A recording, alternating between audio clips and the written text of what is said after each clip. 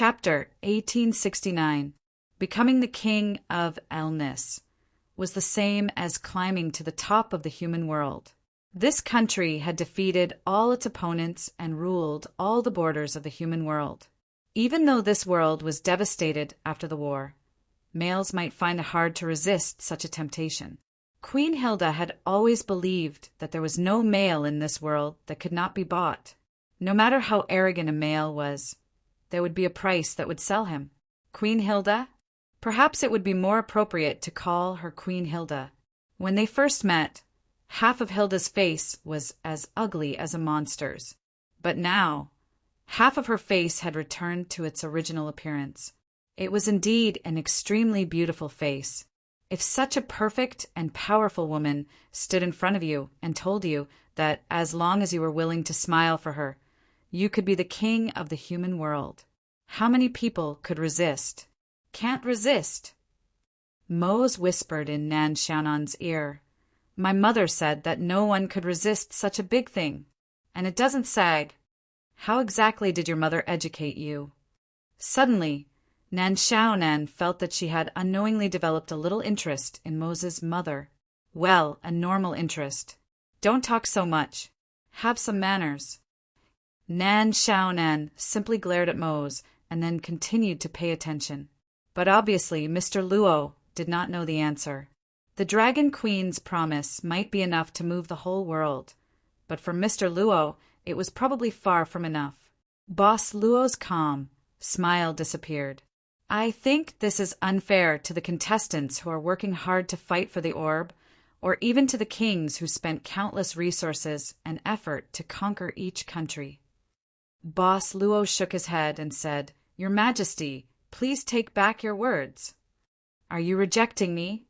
Queen Hilda suddenly narrowed her eyes. "Men, listen, no one can reject the name of Hilda. Since last time you dared to reject me, if it weren't for the fact that you obediently returned the divine armor, I wouldn't have tolerated you until now. Don't think that just because you have a dragon-slaying weapon and no Griffith's secret sword technique, you can act so presumptuously in front of me. If you want to defeat me with just Aurora's Aster and Griffith's secret sword technique, you're still 1,000 years too early." Facing this aggressive, tough, and even domineering Dragon Clan master of the continent, Boss Luo suddenly felt the loveliness of a certain true dragon of the godly land. Boss Luo said calmly, "In other words, with these 2 items alone, I have no problem protecting myself, right?" Queen Hilda's expression immediately turned cold. Last time, she had indeed failed to keep him here, but that was only because the curse in her body had suddenly flared up, causing her to instantly lose all her strength. As for the look of fear in her eyes, it was obvious that this was a negative effect of the curse's activation. She was already at the limit of her power and could constantly feel the entire world suppressing her power. It was as if half of her power was shackled, and she was unable to unleash the ultimate power that belonged to the dragon god. Even so, if the other party was determined to leave, with the 3 godly weapons and the secret sword technique that killed the Dragon King Griffith, it would be difficult for Hilda to keep him here. "You can leave, but your companions may not." Queen Hilda smiled calmly. Boss Luo said, "That's why we came here, waiting for the appearance of the orb holder. This country has been preparing for this competition for a long time. I think it's only right to put an end to it. You want to win this competition?" Queen Hilda couldn't help but be surprised. "How can this be attractive to you? The Dragon Clan's sacred pool? With your strength, how can you be interested in a sacred pool that can already reach the pseudo-sacred realm? Impossible. You can't be doing this just to become Carol's guest, right?" "Mother, I like the strong one next to me. Catch him for me. I can't wait anymore. Don't be impatient." Queen Hilda gave Princess Carol a rather dignified look, causing the princess to tremble in fear. The fat and flesh on her body kept shaking, making her look like an ugly insect standing upright. Mose opened his mouth, but subconsciously pointed at himself, and then said in surprise, "This is the kingdom's princess, Princess Carol!" That seems to be the case. Nan Xiaonan nodded, then chuckled and said, How is it? Aren't you very surprised? With such a princess, you still have the mood to become the champion of this competition, and then become her husband? Moses' face was full of hesitation. Then he suddenly slapped his head and said something shocking. My mother said that as long as it's a good woman, it doesn't matter even if she's the ugliest in the world. As long as I can enter the treasury and get the holy water to save the general's mother, I, Mose, will only suffer a little. Your Majesty, please give Princess Carol to me. I want to be your son-in-law. Nan Xiaonan looked at Mose in shock. This guy's words were really. Boss Luo also looked at him with interest. His face was still calm, but there was a trace of a gentle smile in his eyes. He really liked this kind of interesting soul. The guards in the palace didn't move at all, as if they didn't hear anything, and still stood there numbly. However, the maids couldn't help but turn pale with fright. This boorish man actually dared to say such disgraceful things to her face. It should be known that Princess Carol hated it the most when people talked about her appearance in front of her. At this time, the princess's fat and flesh shook even more violently. But at this time, Queen Hilda put a hand on Princess Carol's shoulder and slightly pressed her down. Her Majesty looked at Mose curiously from head to toe. You said the general? You're Iron Mask Marshal Jack, right? Who are you to him? I'm the first guest of the general's family, Mose. At this time, the big guy patted his chest and said, This time the general's mother is seriously ill, and only the holy water in the palace can save her, so I plan to participate in the competition. I heard that the champion can enter the treasury and have a chance to get the holy water. Queen Hilda said indifferently, Since the Iron Mask's mother is seriously ill, why didn't he go to the palace to discuss with Yamos? With his achievements, even if it's a more valuable treasure, Yamos wouldn't even frown, let alone the holy water. Why would he need a guy like you to worry about it? Hey, Mose said at this time, the holy water is a national treasure. The general has been loyal to the country all his life. How can he ask for such a treasure for his own selfishness? Isn't this asking for a reward? You're ruining the general's reputation. You're the queen. I'm sorry, Mose was disrespectful. Maybe because she found it interesting, or maybe because she had other purposes. For example, to ease the relationship between the man who ignored her. Queen Hilda was not angry at this time. Instead, she showed an interesting look. If I'm not the queen, what are you going to scold me for? Say it. I promise you, I won't vent my anger on you. At this time, Mose suddenly slapped himself twice and even knelt on the ground. Queen, Mose was wrong. Mose shouldn't have been impulsive and disrespected you. You're the queen, the mother of the country. My mother said that every word and action of the mother of the country represents the face of the country. If the mother of the country doesn't behave properly, it's a disgrace to the country.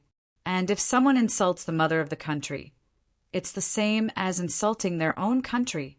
So, Mose won't insult you, the queen. Queen Hilda suddenly snorted and waved her sleeve. Suddenly, a powerful force directly flipped Mose over. Then, a terrifying force came down from the sky and pressed Mose down again, smashing his whole body into the white jade ground outside the princess palace. You reckless little guy. Queen Hilda's eyes were filled with murderous intent. She was obviously really angry. Most people in the world only knew about her in stories and biographies. However, in the eyes of the truly knowledgeable people, Queen Hilda of the Dragon Clan's licentious reputation was like thunder in their ears. Queen, Mose is the stupidest. My mother often scolded me like this. If I said something wrong, please punish me, the queen. Mose gritted his teeth and raised his head, but blood was already flowing out of the corner of his mouth. Mose has thick skin. He's not afraid of being hit. Then I'll kill you. Queen Hilda laughed coldly and said, Not only you, but your mother as well. I will kill her. Not only will I kill her, but I will also skin her alive and send her under the sun so that she will be burned to death. I'll also let her know how bad she is at teaching her child. What a stupid woman!" As soon as she finished speaking, Queen Hilda waved her hand. Suddenly, a spiral of wind condensed in the air and poured down fiercely on Mose. Seeing that Mose was about to die tragically at the hands of Queen Hilda, Nan Xiaonan's expression couldn't help but change slightly. She subconsciously clenched the demonic diagram in her hand and was about to help. Before she did, she suddenly looked at Mr. Luo. Mr. Luo didn't move at this time, as if he was indifferent. Nan Xiaonan was startled and slowed down. Boom! The strong spiral wind fell, and the whole square outside the princess palace made a loud noise and shook.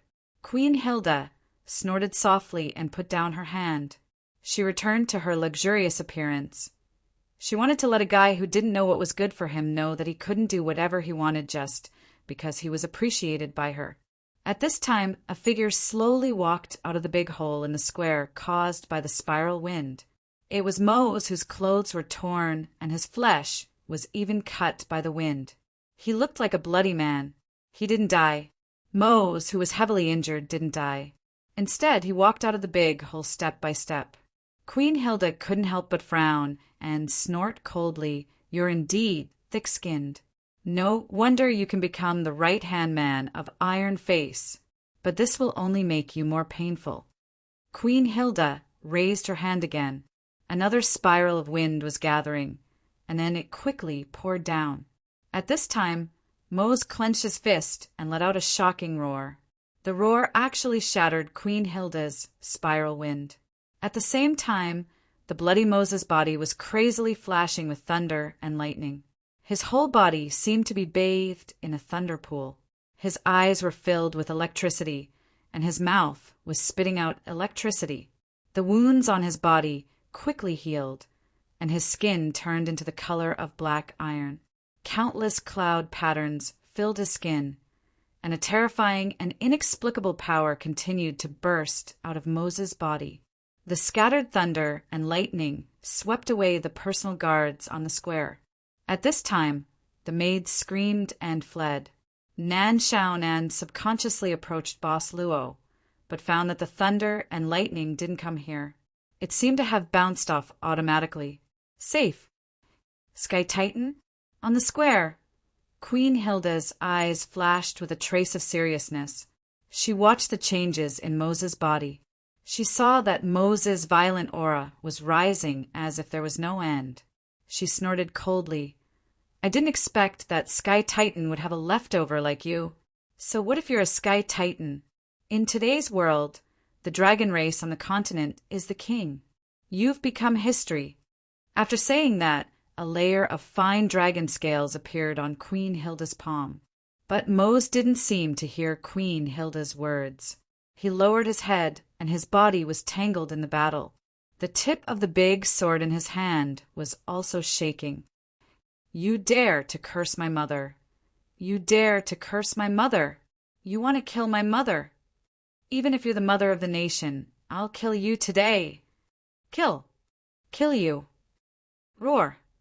With a furious roar, Mose turned into a thunderbolt and leaped up.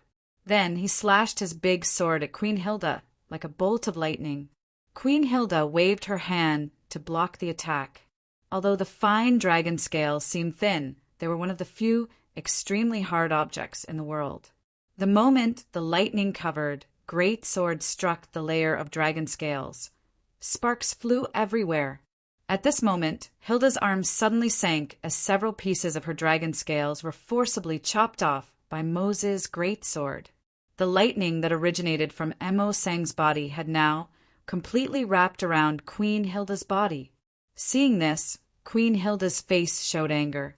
She said gloomily, "You're just a Sky Titan who hasn't reached adulthood yet. How dare you be so presumptuous in front of me?"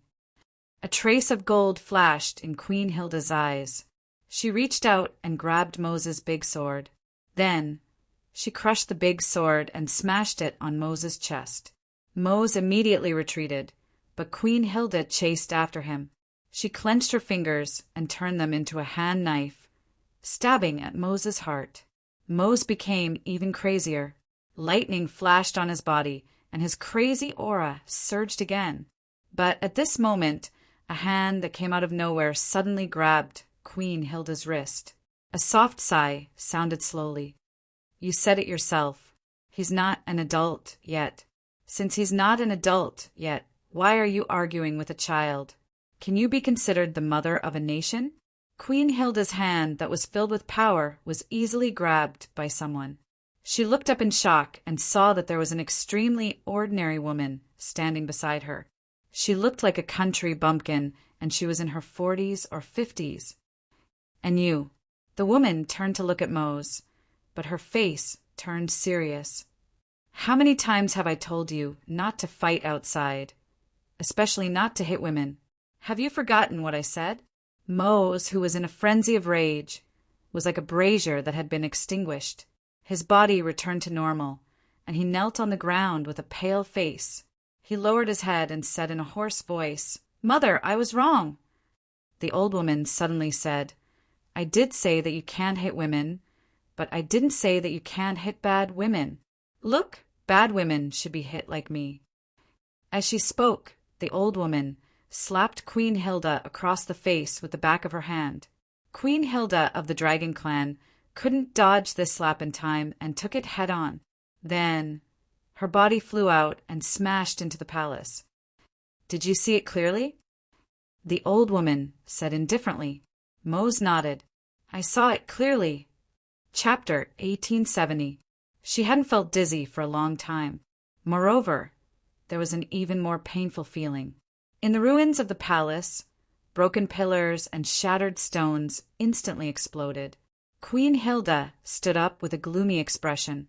It wasn't a big deal. After all, the bodies of the dragons on the continent had always been one of the strongest. But it really hurt. She could withstand this level of attack, so she wasn't injured at all. But it really hurt. The burning pain on her cheek. This was a pain that the Dragon Empress had never felt since she became an adult. In her memory, the last time she felt this kind of pain was when she was slapped by the previous Dragon Empress because she did something wrong when she was young. It really hurt. That damned old woman. It wasn't just her eyes that were filled with killing intent. At that moment, Queen Hilda really wanted to kill him. Her expression immediately cooled down, while the furious Queen Hilda's face was as cold as ice. Queen Hilda waved her hand and wiped her face. The bright red palm print on her cheek instantly disappeared. She took a step forward and returned to the square outside the palace. Mother. Princess Carol turned pale with fright. She had never seen her mother, the Dragon Empress, the most powerful creature on the continent, be sent flying with a single slap. Terrified, she dragged her trembling body and ran to Queen Hilda's side. Queen Hilda waved her hand and said indifferently, "Guards, take Her Highness back to rest." Now, Mother. Mother? Princess Carol opened her mouth. But when she met Queen Hilda's gaze, she was so scared that she fell to the ground. A group of maids crawled to Princess Carol's body in horror. They gritted their teeth and struggled to help the princess up. Then, they hurriedly returned with the dazed Princess Carol. Seeing that Princess Carol had been sent to the palace, Queen Hilda narrowed her eyes. In the distance, Amo Sang was still kneeling on the ground.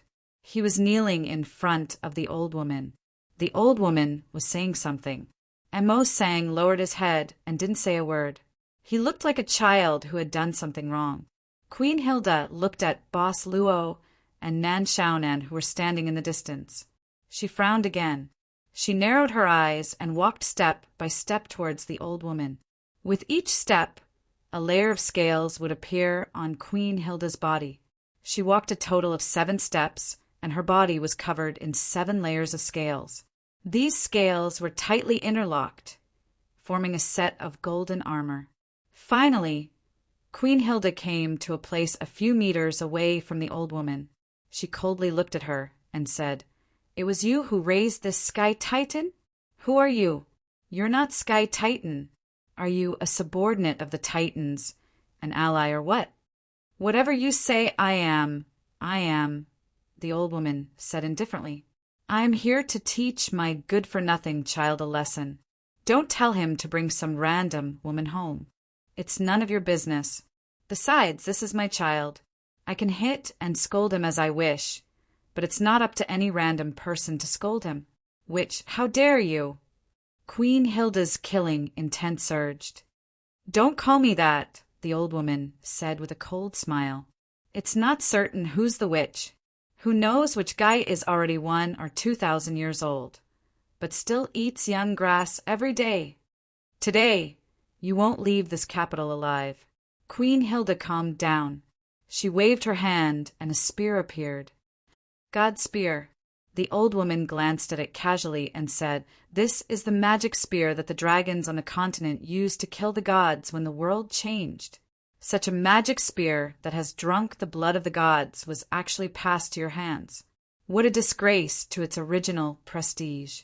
I'm afraid that you use it every day to satisfy your insatiable desires. Dirty and smelly gold gutter. This old woman. She was a queen. In the distance, Lady Nan, who had unknowingly moved closer to watch the drama unfold, widened her eyes in shock. She was so shocked that it was as if she had seen a celestial being. She almost shouted and prostrated herself on the ground. Queen Hilda's expression became serious. She gathered power on the spear in her hand and said in a low voice, Who are you? Don't waste your energy here, the old woman said indifferently. This world will oppress me the same way it oppresses you. If you fight with me, you won't be able to stop until the next time your curse flares up. I just want to live a peaceful life for a few years. I'll take this good-for-nothing child home to farm. I'm not interested in your trivial matters. You'll know after we fight. Queen Hilda instantly moved and pointed her spear at the old woman. However, the old woman calmly dodged and floated among Queen Hilda's attacks like a leaf. After a series of attacks, Queen Hilda couldn't even touch the old woman's clothes. Queen Hilda became more and more frightened. The old woman suddenly said, It seems that I overestimated you. I thought you were at the peak of power in this world, and at the very least you could understand some principles. I didn't expect you to be an idiot who doesn't know how to use your power. You're no different from those so-called pseudo-saints. You just have more brute force. I take back what I said before. If I fight with you, I can beat you to a pulp in an incense stick's worth of time. An incense stick's worth of time. Queen Hilda obviously didn't know how long an incense stick's worth of time was, but it couldn't be very long. This completely enraged the Empress of the Dragon Clan. Roar! A huge roar came out of Queen Hilda's mouth, and the whole palace shook crazily because of the Dragon Queen's rage. A huge shadow appeared in the sky above the palace. Streaks of black mist condensed, and at the same time a terrifying black whirlwind was released. Even though it was just a head, it was as big as a palace. This was the appearance of Queen Hilda's true body, but it was just a shadow. Nan Xiaonan's eyes lit up. This feeling was right. For her, an immortal who walked between dimensions. This was what a subworld exploration should have. Usually, when facing the strong natives of this subworld, Nan Xiaonan would tear open her own star creation world, and then send out her endless star creation creatures to flatten the world. Now, she looked at the only thing she could take out, the demonic diagram, and didn't say anything. At this moment, a golden light shot up into the sky and pierced the huge dragon shadow in the night sky. The golden light instantly exploded in the shadow. A golden light pattern, accompanied by the explosion, spread across the whole city. After this, Queen Hilda knelt on the ground as if she had been severely injured. She covered her heart and spat out a mouthful of pus and blood. Her face was pale. A trace of exhaustion flashed in the old woman's eyes, but she still looked strong. She coughed twice. I'm old and useless. Just a little exercise, and I'm tired. This world, there are humans like you? Queen Hilda's face was full of shock. Even stronger than the dragon race. Bah! Unexpectedly, the old woman suddenly spat. How dare you call yourself a dragon? Do you know what a real dragon is? A real dragon carries the fate of the earth and roams the 9 heavens. As long as it stands on the earth, its power is endless, and it is never defeated. Who do you think you are? As she spoke, the old woman suddenly glared. I'm angry, just talking about it. Today, I'll peel off your skin so that you don't continue to embarrass yourself here. Dragon Queen? How dare you call yourself a Dragon Queen? At this moment, the old woman pinched her fingers, and a 3-foot-long sword light suddenly shot out between her middle and index fingers. Queen Hilda's face suddenly changed. She clenched her teeth and screamed.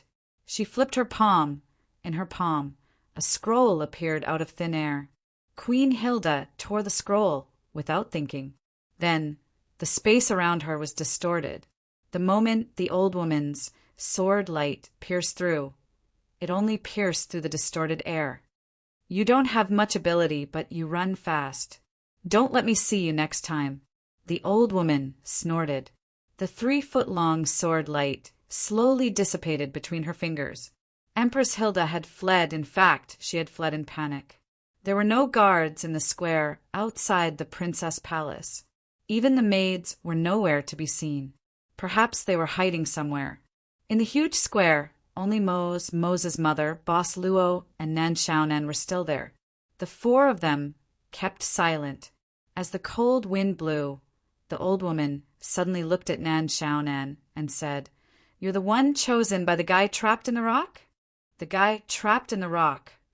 Nan Xiaonan was startled and said subconsciously, You mean the guy in the roaring forest who called himself Big Rock? The old woman didn't respond. She just took a step forward and instantly arrived in front of Nan Xiaonan. Then she stared at her face. You're from Kelowna? That guy said that you have a trace of Kelowna's descendants' blood in your body. Nan Xiaonan subconsciously looked at Boss Luo. She saw that Boss Luo seemed to be thinking about something.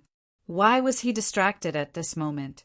Nan Xiaonan had no choice but to say, Kelowna should be right. This old woman was very powerful. If she wasn't suppressed by the world, she would at least be able to walk in the void. Who is she? Was she related to Big Rock? What does Kelowna look like now? The old woman's expression softened. She even smiled. Tell me, how many years has it been? Do you know the Shenyuan Palace? Have you ever heard of the name Kelowna Shinryu? What? The old woman sighed and shook her head. I'm the same as you. I'm from that place, but it was a long time ago.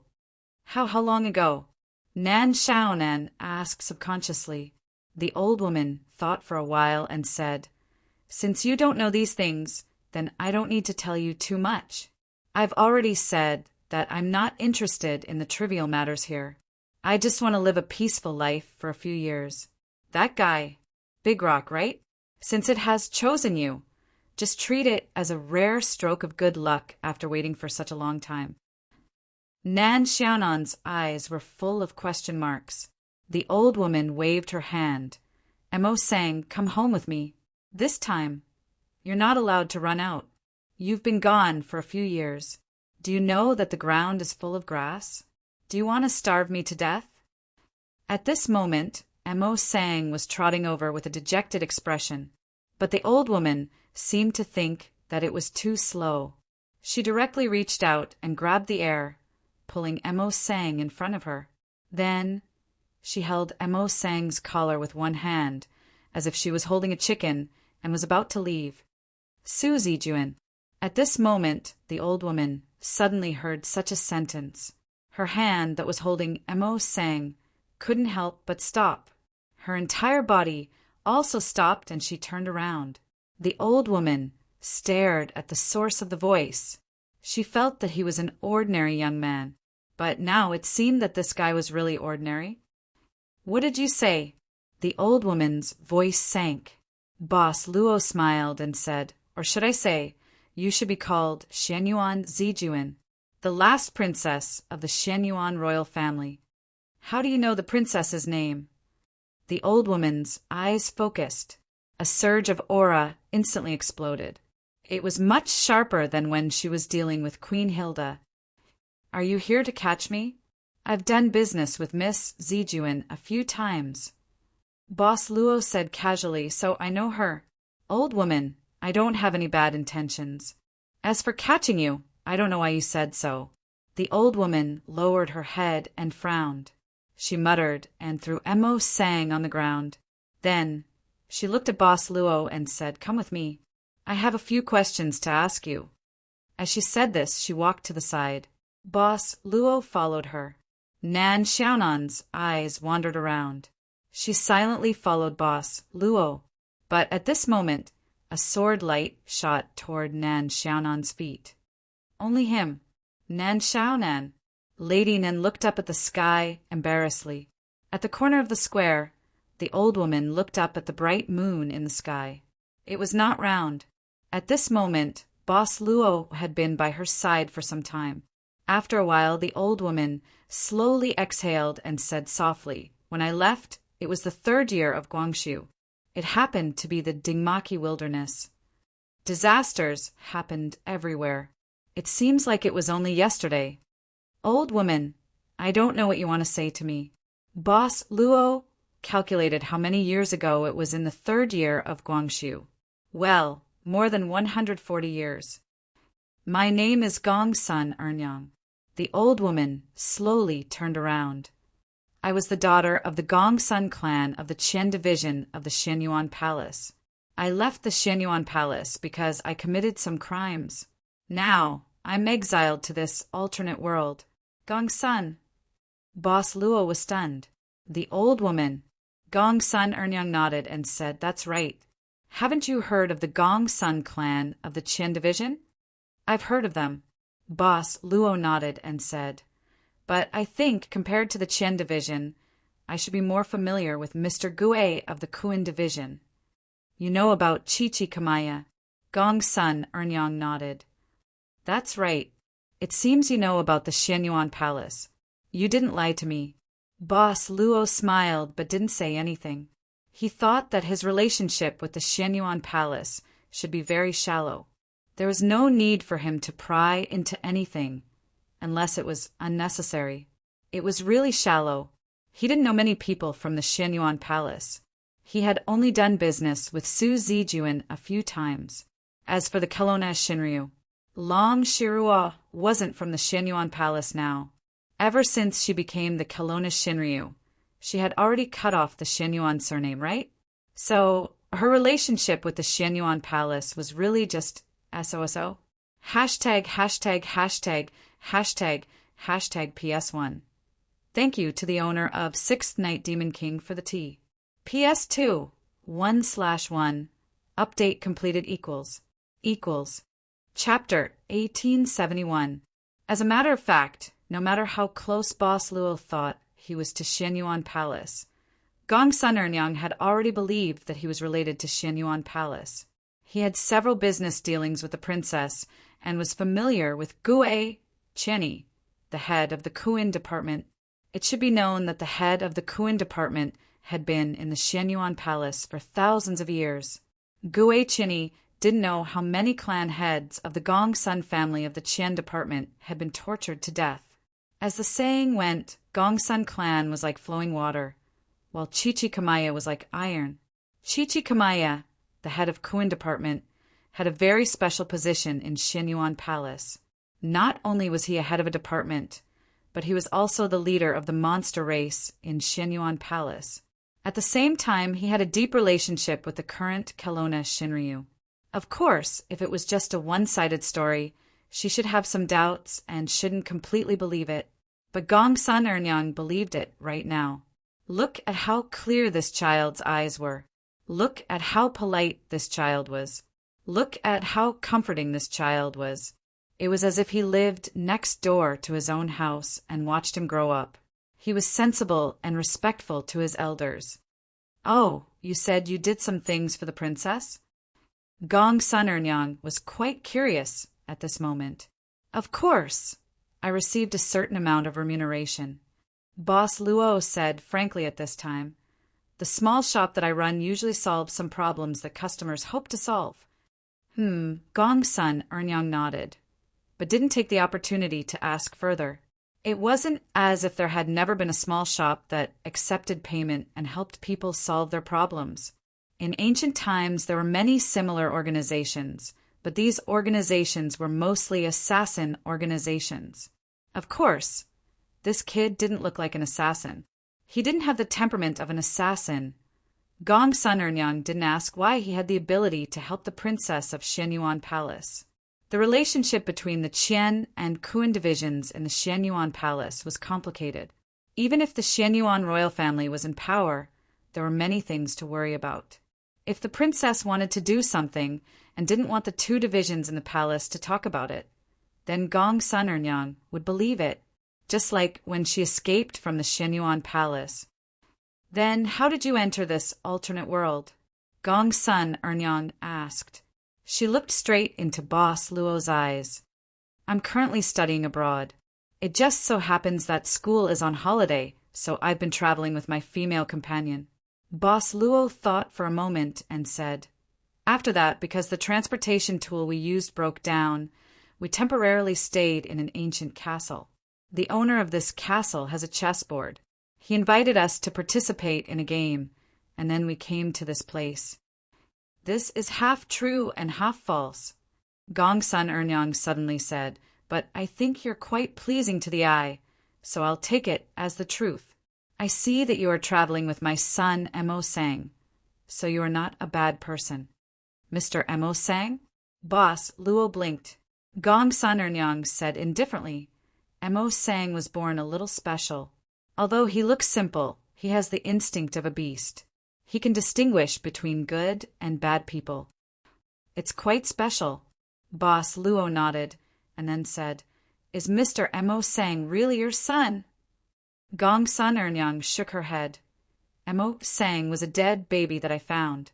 I used some methods to bring him back to life. Just now, the so-called Dragon Empress of the continent had already told me Mo Sang's true identity. She didn't make a mistake. Well, although this lowly servant is not very good, she is quite knowledgeable. Boss Luo thought for a moment and said, Senior, can you tell me the reason? Gong's son Earnyang said, This happened a long time ago, even before I entered this alternate world. The origin of the myth is the creation of the two goddesses Gloria and Brahma. They created the origin of this world and the gods. He already knew this from White Shirt Araya. Gong's son Earnyang saw that Boss Luo was not surprised, so she nodded. It seems that you have been here for some time. You should have heard some things. I happen to know some things. Boss Luo smiled. Gong's son Earnyang said, The two goddesses who created the world did not directly manage this world. They gave the power to the first generation of gods that they created. So, in order to better rule this world, the first generation of gods worked together to create their subordinates, and they had the powerful sky-tight race. That era was called the Golden Era, and it has been maintained. Until an unknown time, the continent's dragon race appeared and began to rise. At first, the continent's dragon race only appeared as the servants of the Sky Titan, but gradually the continent's dragon race began to control, not weak power. Their reproduction ability was even better than the Sky Titan. Later, there was a great change in the world, and the gods fell one after another. At this time, the continent's dragon race suddenly rebelled. They betrayed their master, Sky Titan, and successfully took over the position of Sky Titan. In the Battle of Dusk, the first generation of the continent's dragon race, the Dragon Emperor, even killed many weak gods. In the end, the continent's dragon race ended the Golden Era and started the Silver Era of their rule. There was a great change in the world. Boss Luo asked curiously, Senior, do you know what the great change is? Gong's son Earnyang thought for a moment and said, Now, the world that you and I are in is a real world, not a world in the chessboard.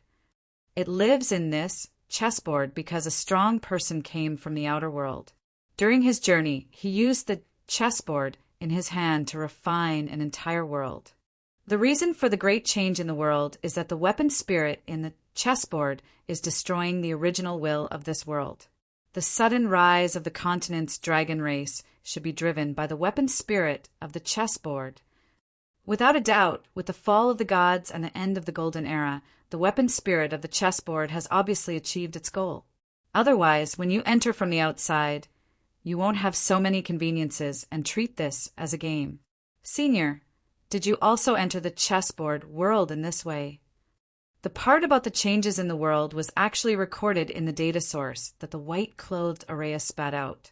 Since the elven homeland, Boss Luo already knew about this part of the history. However, the data source did not record anything about Gongsun Ernyang. Even the process of how she entered the chessboard was not recorded in the data source. It was an accident that I entered this world. Gongsun Ernyang thought for a while and said, Back then, after I left the Xianyuan Palace, I wandered around the world. Once, I accidentally entered a special space. Well, this space seemed to be created by an organization called the Magician Association.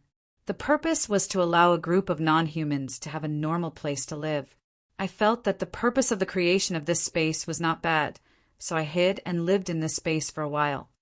Once, I accidentally found an ancient cave in this space, not far from the territory of a so-called 13 vampire clans. But I didn't expect this chessboard to be hidden in this cave. After the initial contact, I was absorbed by the mysterious power of this chessboard and was given some simple tasks. As far as I know, once the chessboard game starts, unless the current player dies or fails, a new game will start. Otherwise, the chessboard will not open a second time. Gongsun Ernyang took out a necklace. On the necklace, there were 7 small stone fragments. She said calmly, because this is the core of the chessboard as spirit. Because I have it in general, I can live quite freely in this other world. To a certain extent, it allows me to ignore the rules created by the chessboard as spirit. This thing is scattered in this world. It should be broken when the chessboard as spirit fought against the original will of this world. So, the current chessboard as spirit is no longer the original spirit. Boss Luo thought for a while and said, This is a newly born spirit? Gongsun Ernyang shook her head. It's not a new one. It should be said that because the original artifact spirit was damaged, the remaining part lost its most important core. However, it still retained some of its functions, so it continued to devour this other world according to its original orders. However, perhaps because it lost its most important core, the damaged artifact spirit's actions are somewhat chaotic and repetitive. Repetitive? Boss Luo couldn't help but think. Gongsun Ernyang said, The rise of the dragon race on the mainland, the arrival of the Silver Age, actually means that the chessboard behind the scenes has finished refining this world. However, due to the damage to its core, the remnant artifact spirit continued to carry out its previous orders and continued to destroy this other world. It had probably forgotten that the dragons of the continent were originally the accomplices that it had pushed out to erode this world, and instead viewed them as an obstacle to its own devouring of this world. After all, the current spirit's spirit doesn't know this at all. It can only say that the fate of the dragon race on the mainland is more tragic. That's why the servant game started. Boss Luo nodded. That's right. Gongsun Ernyang nodded. I should be the first outsider to enter this game after the appearance of this game. But the remaining spirit probably didn't think that I would find its original core and thus be able to avoid its control. Because of the existence of these core fragments, it basically doesn't notice me. Of course, if I do something too bad, it will still be noticed. After all, it should want to take back its core. What I'm saying is that it may have thought of other ideas during the long period of being damaged. Boss Luo suddenly said, If that's the case, Senior who has the fragment core, I'm afraid that the situation will be very dangerous. Gongsun Ernyang said indifferently, It's not that time yet. Let's talk about your matter, little guy. What's your mission here this time? Since you have some relationship with the Xianyuan Palace, I don't want you to be trapped here. When I arrived, There was no so-called main mission. Boss Luo thought for a while and said, "The way to clear the level and leave is to defeat the Kingdom Guardian of the Kingdom of Elnis." I heard that for a long time. As long as the servant team can defeat the Kingdom Guardian, they can leave here. As far as I know, similar games have been done many times, Senior, don't you know? Gong Sun Ernyang said, "Defeating the Kingdom Guardian is because this Kingdom Guardian is originally the entrance of the chessboard. It's equivalent to a guard. If you can defeat it, you can naturally leave. What I'm saying is that in the world of the chessboard, you'll be guided by the chessboard, as will, and complete the mission step by step. It may be something that has been completed or not yet completed. It's hidden in the challenges that you have to face, and it won't be easy for you to find it." Boss Luo shook his head. Gong Sun Ernyang thought for a while and said, "It's okay if you don't know. I also thought about it for a long time. It's your first time here. Everything is too strange for you, so it's not strange that you don't know. Moreover, no matter if you succeed or fail and stay here, the next game will still start. This time it's the rise of the human race. Next time it may be the rebirth of some unknown race. As long as the core is not complete, the remaining weapon spirit will only repeatedly destroy the existing system of this world again and again. If the chessboard, Eswell, was a destructive machine, then the chessboard, Eswell, that lost its core was equivalent to losing the stop button, and it would only continue to destroy. That's what it meant." Boss Luo was silent. Gong Sun Ernyang suddenly said, "Do you want to leave this world? If you want, I can help you once. The chessboard, S-guards are not difficult for me to deal with. However, if I help you leave, you have to promise me one thing. If you don't promise, you can only think of a way to pass the level yourself. Of course, I won't force you or attack you." Why does this sound so familiar? Thus, Boss Luo smiled and said, "Senior, what do you want me to do for you?" "You need to promise me before I can tell you." Gong Sun Ernyang said indifferently, "Don't worry, this won't be a difficult thing. After it's done, you may even get unexpected benefits. Of course, you can doubt my words. I said that I won't force you. You can think carefully about whether you want to promise me or not. However, during this time, I won't give you any help." Boss Luo said cheerfully, "Then give me some time to think about it." Gong Sun Ernyang wasn't surprised and just nodded indifferently. "In that case, I'll stay in the king's city for a few days."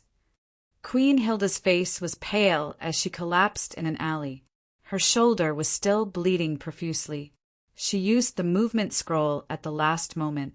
Although she managed to send herself away in time, the old witch's sword pierced through the space at the last moment and stabbed her. Damn it! Damn it! How can there be such a powerful human? Queen Hilda, who had just lost, and lost miserably, had no strength left. She didn't even have the strength to raise her hand. There's another one here. It's a woman. A group of professionists with greedy smiles on their faces suddenly appeared in front of the powerless Dragon Empress. Chapter 1872. Logically speaking, putting aside Queen Hilda's messy personal life and her overall personality, her looks were really good. On top of that, Queen Hilda's face was pale and her clothes were disheveled. She even looked like she was heavily injured and couldn't move. Furthermore, she was leaning weakly against a dark alley. It seemed like she really needed some special help. Moreover, she was wearing luxurious clothes. It was very likely that she was from a wealthy family or even a female member of a great noble family. She was a noble lady before this disaster. She was a woman that these wandering professionals would probably never meet in their entire lives under normal circumstances. If that was the case, wouldn't it be even more effective to liven things up? As the saying goes, delusion is the most powerful drug in the world. In the capital, where killings were rampant at night, they had seen enough death. Their hands were stained with enough blood. Their nerves were like a bowstring that was about to snap.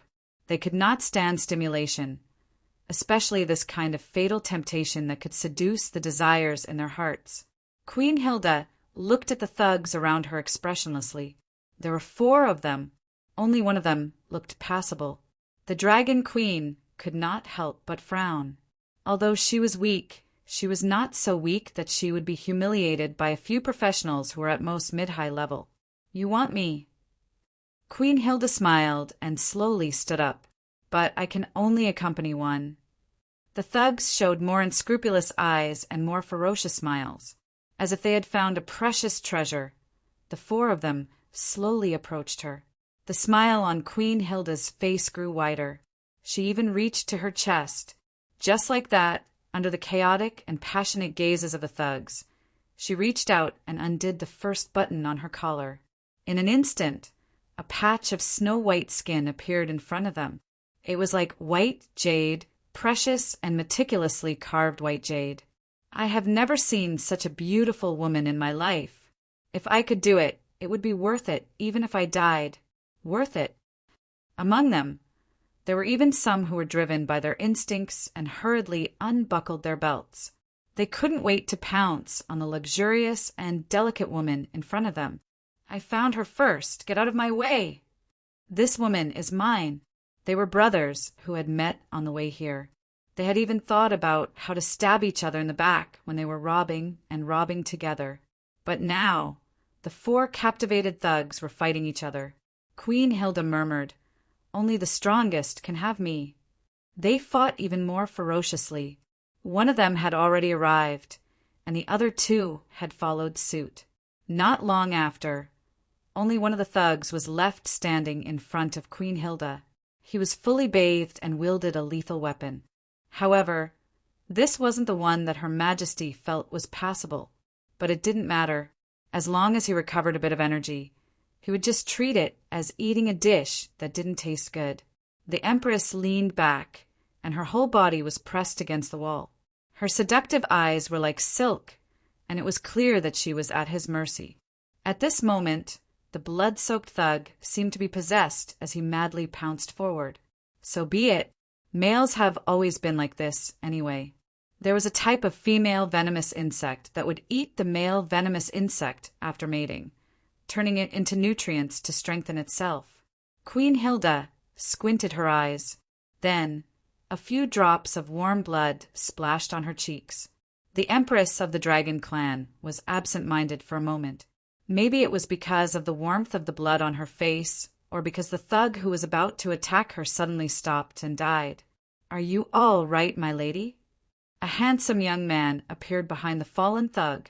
At the same time, Queen Hilda could feel the strong vitality of this young man. It turned out to be a rather young sacred domain, and a true sacred domain with a sacred heart. There was actually such an outstanding contestant in this national competition. Although he was not as good as the guy who had always rejected her, he was still one of the few outstanding contestants that Queen Hilda had met in recent years. "Thank you for saving me." The Empress smiled. "Of course." Her smile was mixed with hesitation, helplessness, and fear. She suddenly hugged the young man who helped her and shook her body. "Thank you so much." "Thank you. Otherwise, I would have really. It's all right." The young man patted the noble lady's shoulder, then took off his coat and put it on the noble lady. Taking this opportunity, he pushed the noble lady away slightly and said indifferently, "This place is not far from the main street where the Guards Division is located. When I passed by, I found that a line of defense had been built there to protect the victims. You can go there to take refuge." Queen Hilda was stunned. Perhaps she did not think that the young man would push her away so easily. But if he did not have such a strong will, he would not have been able to obtain the heart of sainthood at such a young age. Queen Hilda was even more helpless now. She sobbed and said, But my family has died in this disaster and I am injured. I can't run so far alone. There are no thugs on this road." The young man said indifferently, "Only some mutated guys. But as long as you are careful and try not to make any noise, you can still reach the line of defense. Warrior, please send me to a safe place." Queen Hilda looked up, her eyes full of desolation. "I will. I will do everything I can to repay you." "I can't help you." The young man still shook his head. "I'm just passing by, and I've already saved you once. But I can't help you all the time. I can't help everyone here either. Farewell." This was completely out of Queen Hilda's expectations. Seeing that the young man really did turn and leave, the dragon queen frowned. Her eyes turned, and she had a plan. "Warrior, I beg you, save me. Save me and my child." Queen Hilda cried out miserably. The young man was stunned and subconsciously turned his head. "Your child!" Queen Hilda sorrowfully covered her lower abdomen and said miserably, "It's my and my husband's child. He hasn't truly come to this world, but he has already lost his father. Perhaps he will lose his mother, but I really, really don't want him to be deprived of the chance to see the sun tomorrow. Please help me, okay? It's not far from here to the guards' line of defense. Just think of it as for a new life." The young man's furrowed brows suddenly relaxed. He shook his head and said, "You're on your own. When I touched your wrist, there was no pregnancy pulse at all." What is a pregnancy pulse? With Queen Hilda's experience, she couldn't find the relevant knowledge. But when the young man saw through her in an instant, she couldn't help but be a little stunned. Forget it. Queen Hilda's expression suddenly turned cold, and there was no trace of her weak and helpless appearance. "I originally wanted to play a widow game with you to spice things up a little. Since you don't know how to appreciate my kindness, then don't blame me." Faced with the sudden change of expression of this noble lady, the young man's relaxed brows instantly furrowed. The reason he furrowed his brows was not because of the noble lady's change of expression, but because he suddenly received a notification at this time. Notification from chessboard. "Cursed warrior, because of your lack of understanding, you have angered the dragon queen of the continent. This is a female with an unusually strong sense of possessiveness and energy. Fight, if you don't want to be sucked dry. Of course, you can also try to defeat her on the battlefield where the soul and the flesh intertwine. Maybe there will be a surprise.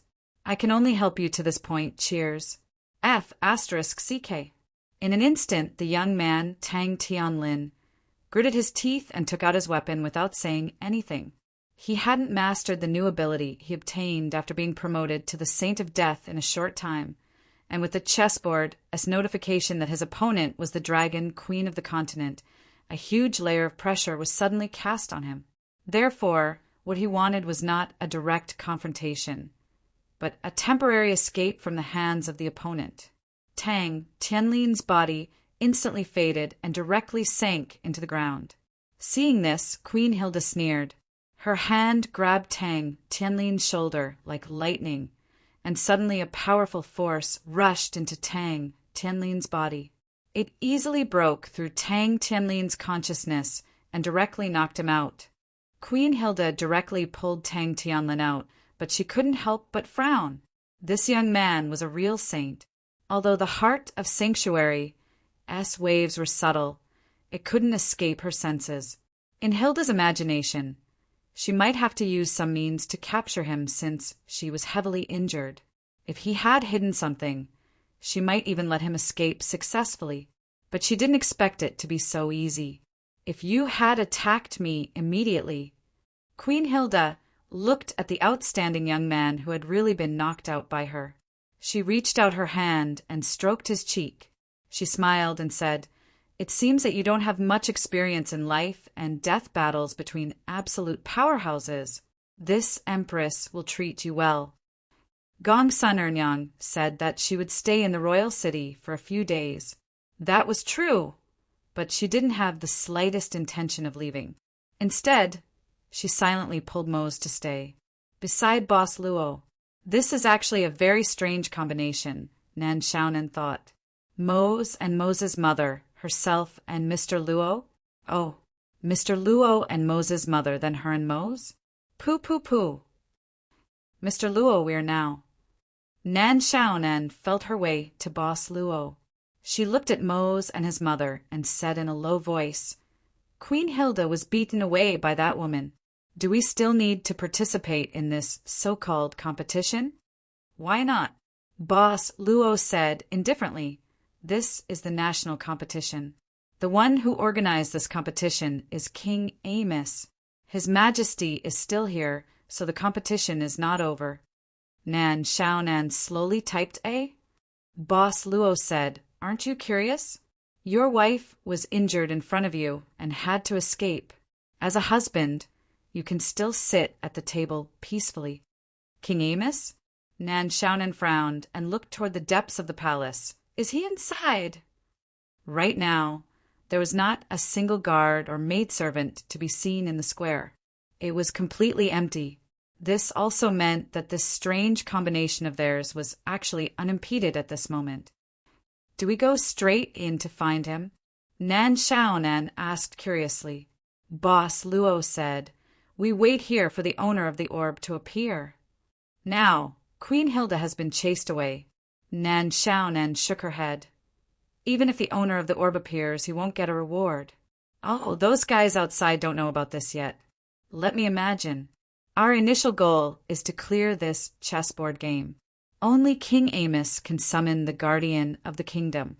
So Hilda is just a checkpoint in front of us. It's better that she has been beaten away. Next, we just need to find a way to let King Amos summon the guardian of the kingdom. Thinking of this, Nan Xiaonan couldn't help but look at Mose and his mother again. Mainly Mose's mother. Could this mysterious woman's appearance also be to help Mr. Luo clear the obstacles? Although it was said to be easy mode, this was too easy. She felt that Gong Sun Ernyang's origin was not as simple as she said. Although she didn't follow them and didn't hear the conversation between Boss Luo and Gong Sun Ernyang, Nan Xiaonan, who had the omen diagram, found a king-tier monster that had the ability to eavesdrop and successfully eavesdropped on a lot of content. That woman said that she could even help us deal with the Guardian directly. Nan Xiaonan frowned at this time. She hoped that Mr. Luo could do her a favor. But if that's the case, she should let the Guardian appear directly. That would be more convincing. In other words, she may really be able to defeat the Guardian, but she may not be able to make the Guardian appear? Mr. Luo should have already noticed this when he was talking with Gong Sun Ernyang, based on the current information, since they had already obtained the important item, Prama's blade. As long as the Guardian appeared, it wouldn't be difficult for them to successfully clear the dungeon. In this case, not to mention Mr. Luo, even she herself didn't want to ask for help for something that she could do instinctively and owe a promise. Thinking of this, Nan Xiaonan suddenly asked curiously, "Mr. Luo, don't you want to know what this Gong Sun Ernyang wants you to do for her?" Boss Luo said casually, "Since it's something that needs help, it must be something important to her." Yes, and then, "It's fine as long as you know it's something important." Boss Luo smiled. Nan Xiaonan opened her mouth and immediately reacted. She narrowed her eyes and smiled. That's right. Since it's something important, then we're not the ones who are anxious. This indescribable existence is too bad. Mom, this little brother is a good person. The kind of good person you said. Why don't you let me be friends with him? Mose touched his head in confusion. Gong Sun Ernyang said indifferently, "Some people look good, but they're completely bad inside. This kind of person is very dangerous." Mose was stunned and said in surprise, "Little brother is completely bad." Gong Sun Ernyang glanced at him. "Some people look good, but they're also good inside. They can even make others naturally think that they're a good person. This kind of person is not only dangerous, but also terrible. Just remember what I said." Mose counted his fingers. He looks good, but he's also a good person inside. Others also think that he's a good person. Is he really a good person? Gong Sun Ernyang said faintly, "The most terrible thing is that he sees all living things as equal. There's no good and evil. Naturally, there's no distinction between good and evil." "Mom, I don't understand." Mose said loudly. Gong Sun Ernyang slapped Mose down and smashed him to the ground. "If you don't understand, then do 1,000 push-ups. Anyway, you're stupid." Although Mose was unwilling, he never disobeyed his mother's words. "But Mom, the sword you gave me has been crushed by the queen." "Take this." Gong Sun Ernyang reached out and grabbed You can use this in the future." A black iron rod instantly appeared in Gongsun Ernyang's hand. She threw it at Amo Sang. Amo Sang subconsciously caught it. Unexpectedly, when he caught the black iron rod with both hands, he almost couldn't hold it. He almost bent down from the weight. "What is this? It's so heavy." Mose couldn't help but be shocked. "Just take it. Why are you talking so much nonsense? Aren't you going to do it?" Gongsun Ernyang's face turned cold. "You're not allowed to get up until you're done." Mose immediately shuddered. Then he hung his head dejectedly and tied the black iron rod to his body. Then he lay on the ground and straightened his back. It was quite strenuous. Chapter 1873. You still haven't found him? Yes, Lord Cork. Our men have spread out to search everywhere, but we really can't find the young chief of peace between man and nature. The subordinate said in fear and trepidation. Besides, those zombie-like bastards are running amok in the imperial city. Many of our brothers have died in battle and turned into bloodthirsty monsters. Cork looked at the guard division officer before him expressionlessly. The man was not exactly his subordinate, but because he now had the personal order of the chief, Sacred Swordsman Yellow, he was able to mobilize the entire guards division's forces. Cork actually did not have a fixed position in the guards division, or rather, he did not have a position at all. The others only knew that he was one of the Sacred Swordsman's men, hence his considerable status. If that's the case, summon them back as soon as possible. Cork thought for a moment and said, "Our most important mission now is to stabilize the line of defense on this street and protect the refugees as much as possible. I'm afraid we won't be able to hold on for much longer." The subordinate was unusually worried as he said, "If it's just normal civilians who have turned into zombies, then it's still fine. But if it's professionals who have turned into zombies, then it's going to be difficult. They still retain their powerful forces. If it wasn't for the Guards Division storing a large amount of lethal weapons all year round, our line of defense would have been breached a long time ago. However, judging from the current consumption rate, I'm afraid we won't be able to hold on until dawn." At that moment, another high-ranking Guard Division officer moved swiftly and came before the two of them. "Lord Cork, we found a secret passage in the armory," the officer said with a surprised look on his face. "And we found a messenger in the secret passage. It's Marshal Jack's messenger. Bring me there." Cork furrowed his brows. He did not know about the existence of the secret passage. The Guards Division was founded by Sacred Swordsman Yellow. It had existed since King Amos ascended to the throne. Back then, the Sacred Swordsman Yellow had not only controlled an army, but also established the Garrison Division, which was independent of all the systems of the kingdom.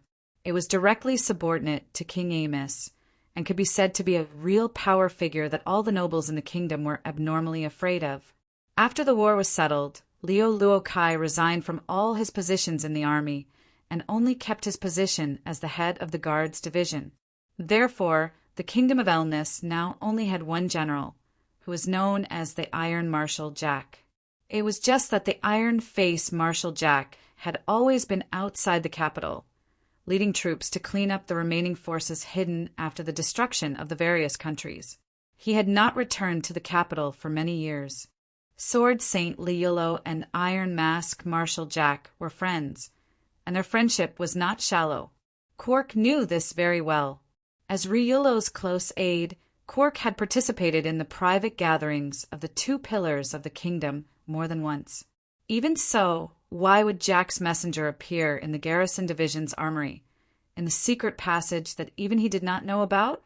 A feeling of being distrusted gradually sharpened Cork's gaze at that very moment. He carefully hid the rage in his heart and came to the armory to see the messenger of the marshal that they mentioned. It was a young man who appeared to be very young. He was lightly dressed, yet appeared to be excessively mature and reserved. "You are Lord Jack's messenger?" Cork sized up the young man and asked in a heavy voice, "Do you have proof?" The young man then took out a token and said calmly, "This is the family emblem of the general.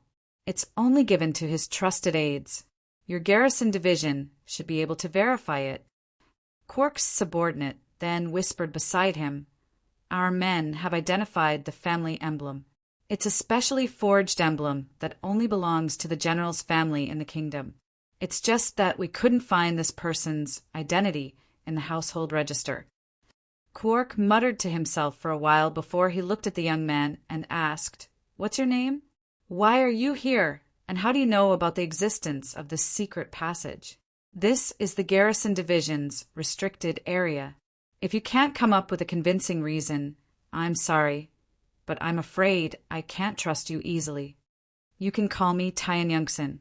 The young man said calmly, "As a matter of fact, before I came here, I didn't know about the existence of this secret passage either.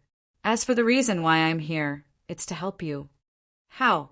Quark asked in a heavy voice. "You've seen it for yourself. This secret passage," Tyan Youngson said seriously, "it's very long, even longer than the Imperial City's walls. It leads all the way to Mount Starfall outside the Imperial City. The Patriarch sent me here to deliver the message so that I can bring you all through this secret passage and escort the Imperial City's people out of here to avoid this disaster." "You mean the general?" Quark frowned. "He knows about the situation in the Imperial City. He's back." "Yes," Tyan Youngson said slowly. "Now the Patriarch is setting up camp at Mount Starfall." "That's great." The men of the garrison division could not help but exclaim in delight. "We don't have to guard this place anymore. The general is back. That's great. We're saved." Quark, however, waved his hand to silence the men behind him. He stared at Tyan Youngson and asked in a heavy voice, "You still haven't answered me. How did you know about the existence of this secret passage?" Tyan Youngson frowned and said, "I've already said that I only knew about it before I came here. This was what the Patriarch told me. If you have any questions, you can ask the Patriarch in person. My mission is only to open this secret passage and let you all know." Quark said calmly, "If the secret passage is really, as you say, leading to Mount Starfall outside the Imperial City, then it is indeed very long. However, once the Imperial City's people rush in, I'm afraid it might be a road of no return. We don't know what's in the secret passage, much less what awaits us at the exit of the secret passage. Hope or disaster." Tyan Youngson frowned, then said, "It's reasonable for you to have misgivings, but with the current situation in the Imperial City, I'm afraid you can't hesitate for too long. If you really don't believe me, you can send someone to follow me through this secret passage. How about that? If there's really danger, you'll lose 1 or 2 subordinates at most. But as long as it's proven to be safe, you can save the Imperial City's people and yourselves." "My lord, I'm willing to go and investigate. My lord, I'm willing as well." Quark still waved his hand to silence the restless people. Then he said seriously, "If you want to investigate, then let me do it. The chief has temporarily entrusted the Guards Division to me, so I can't let any harm come to the men of the Guards Division. Tyan Youngson, I'll go with you." "My lord, you can't." Several of his subordinates hurried forward. What a good Lord Quark, daring in his actions. When the Imperial City was in trouble, he stepped forward bravely and shouldered everything alone. Now, for the safety of his subordinates, he's even risking his life alone. Compared to that carefree young chief, he's really, I've made up my mind. "You don't have to say anything," Quark said in a deep voice. "Let's go." "Please come with me." Tyan Youngson nodded, but he suddenly said, "My lord, you're quite considerate of your subordinates. You're a good officer who empathizes with his subordinates." Quark stepped into the secret passage, and Tyan Youngson followed right behind him. The men of the Guards Division immediately guarded the entrance of the secret passage, looking nervous. "You said your name is Tyan Youngson?" Quark asked abruptly in the secret passage. "Is there a problem?" The young messenger leading the way replied flatly. My chief student is called The Peace Between Man and Nature, Cork said. I keep having the feeling that your names are very similar. Tian Yongtsin, on the other hand, said flatly, the world is so big. Even if people have the same name and surname, or even look alike, there are plenty of people out there. There's nothing strange about it. Indeed. Lord Cork nodded without commenting further. He then asked seriously, if I may ask, why wasn't there any news of the Chief General's return? According to the intelligence from the Guards Division, the Chief General's latest report should have been a month ago. At that time, he should have been in the Red Nest Mountains, searching for a group of remnant soldiers. It's at least 20 days' journey from the Imperial City. You said it yourself. It was intelligence from a month ago, Tian Yongtsin said flatly. The cleanup operation in the Red Nest Mountains was quite successful. It didn't take long. How did the Chief General know about what happened in the Imperial City? Cork asked abruptly. Even we are still in shock at this very moment.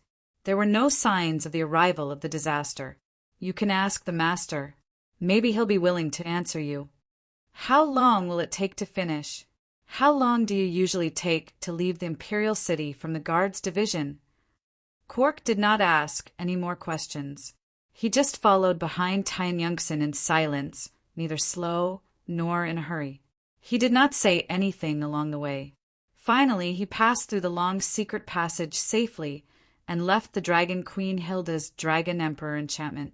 He appeared in the middle of Mount Meteor outside the Imperial City. He turned around and looked at the Imperial City that was on fire all over the place, yet he felt unreal. The Master is setting up camp in the forest ahead. Tian Yongtsin's voice pulled Cork back from his absent-mindedness. This way, please. Cork had seen Iron Face Marshal before, and it was more than once. At the exit of the secret passage, there was a squad of about 20 soldiers guarding it. They were the elite soldiers under the Iron Face Marshal. Similarly, they were the Eagle Cavalry that once swept across the continent. They were the strongest troop under the Iron Face Marshal Jack's command. What a dense, baneful aura! Cork could not help but feel shocked in his heart. After that, when he entered the forest and saw the densely packed tents that were stationed there, it was not just a simple shock anymore. This Iron Face Marshal had actually moved an entire Eagle Cavalry here, and he didn't even leak any information beforehand. The secret agents of the Garrison Division were all over the place, but they didn't notice anything at all. Someone in the Guards Division had intercepted the news from the Iron Face Marshal. All of a sudden, Cork thought of the only reasonable explanation in his heart. Was there a traitor in the Guards Division who secretly sided with the Iron Face Marshal? With that in mind, Cork finally arrived in front of the Marshal's tent under Tian Yongtsin's lead. Tian Yongtsin was standing outside the tent at the moment, signaling Cork to enter alone. Cork glanced at Tian Yongtsin quietly. Then he placed his hand on the hilt of the sword hanging at his waist, as if it was an accident. Just like that, he held his wrist and opened the tent's flap, walking in alone. The moment he stepped into the tent, Cork was stunned. "You're here, Cork." "Teacher." Cork was stunned at first. Then he suddenly showed a delighted expression. He quickly walked forward. "This is great. Teacher, you're here." Could it be that the one who suppressed the news of Iron Face Marshal Jack's return to the Imperial City was the Sword Saint himself? The one who appeared in the tent was Sword Saint Lillo, who had disappeared from the pavilion in the lake. Other than that, there was another man in the tent, a man with a black iron mask that only revealed a pair of eyes, the kingdom's chief general, Iron Face Marshal Jack. When Cork came in, Iron Face Marshal and Sword Saint Lillo were sitting opposite each other. They were playing a game of war chess that had just been introduced from the West in recent years. Now, it should be Iron Face Marshal Jack's turn. When he saw the Chief General was deep in thought and did not even notice his arrival, Cork couldn't help but frown. He quickly walked up to Sword Saint Lillo and said softly, "Teacher." Now that the Imperial City, Sword Saint Lillo waved his hand and signaled Cork to be quiet. If there's anything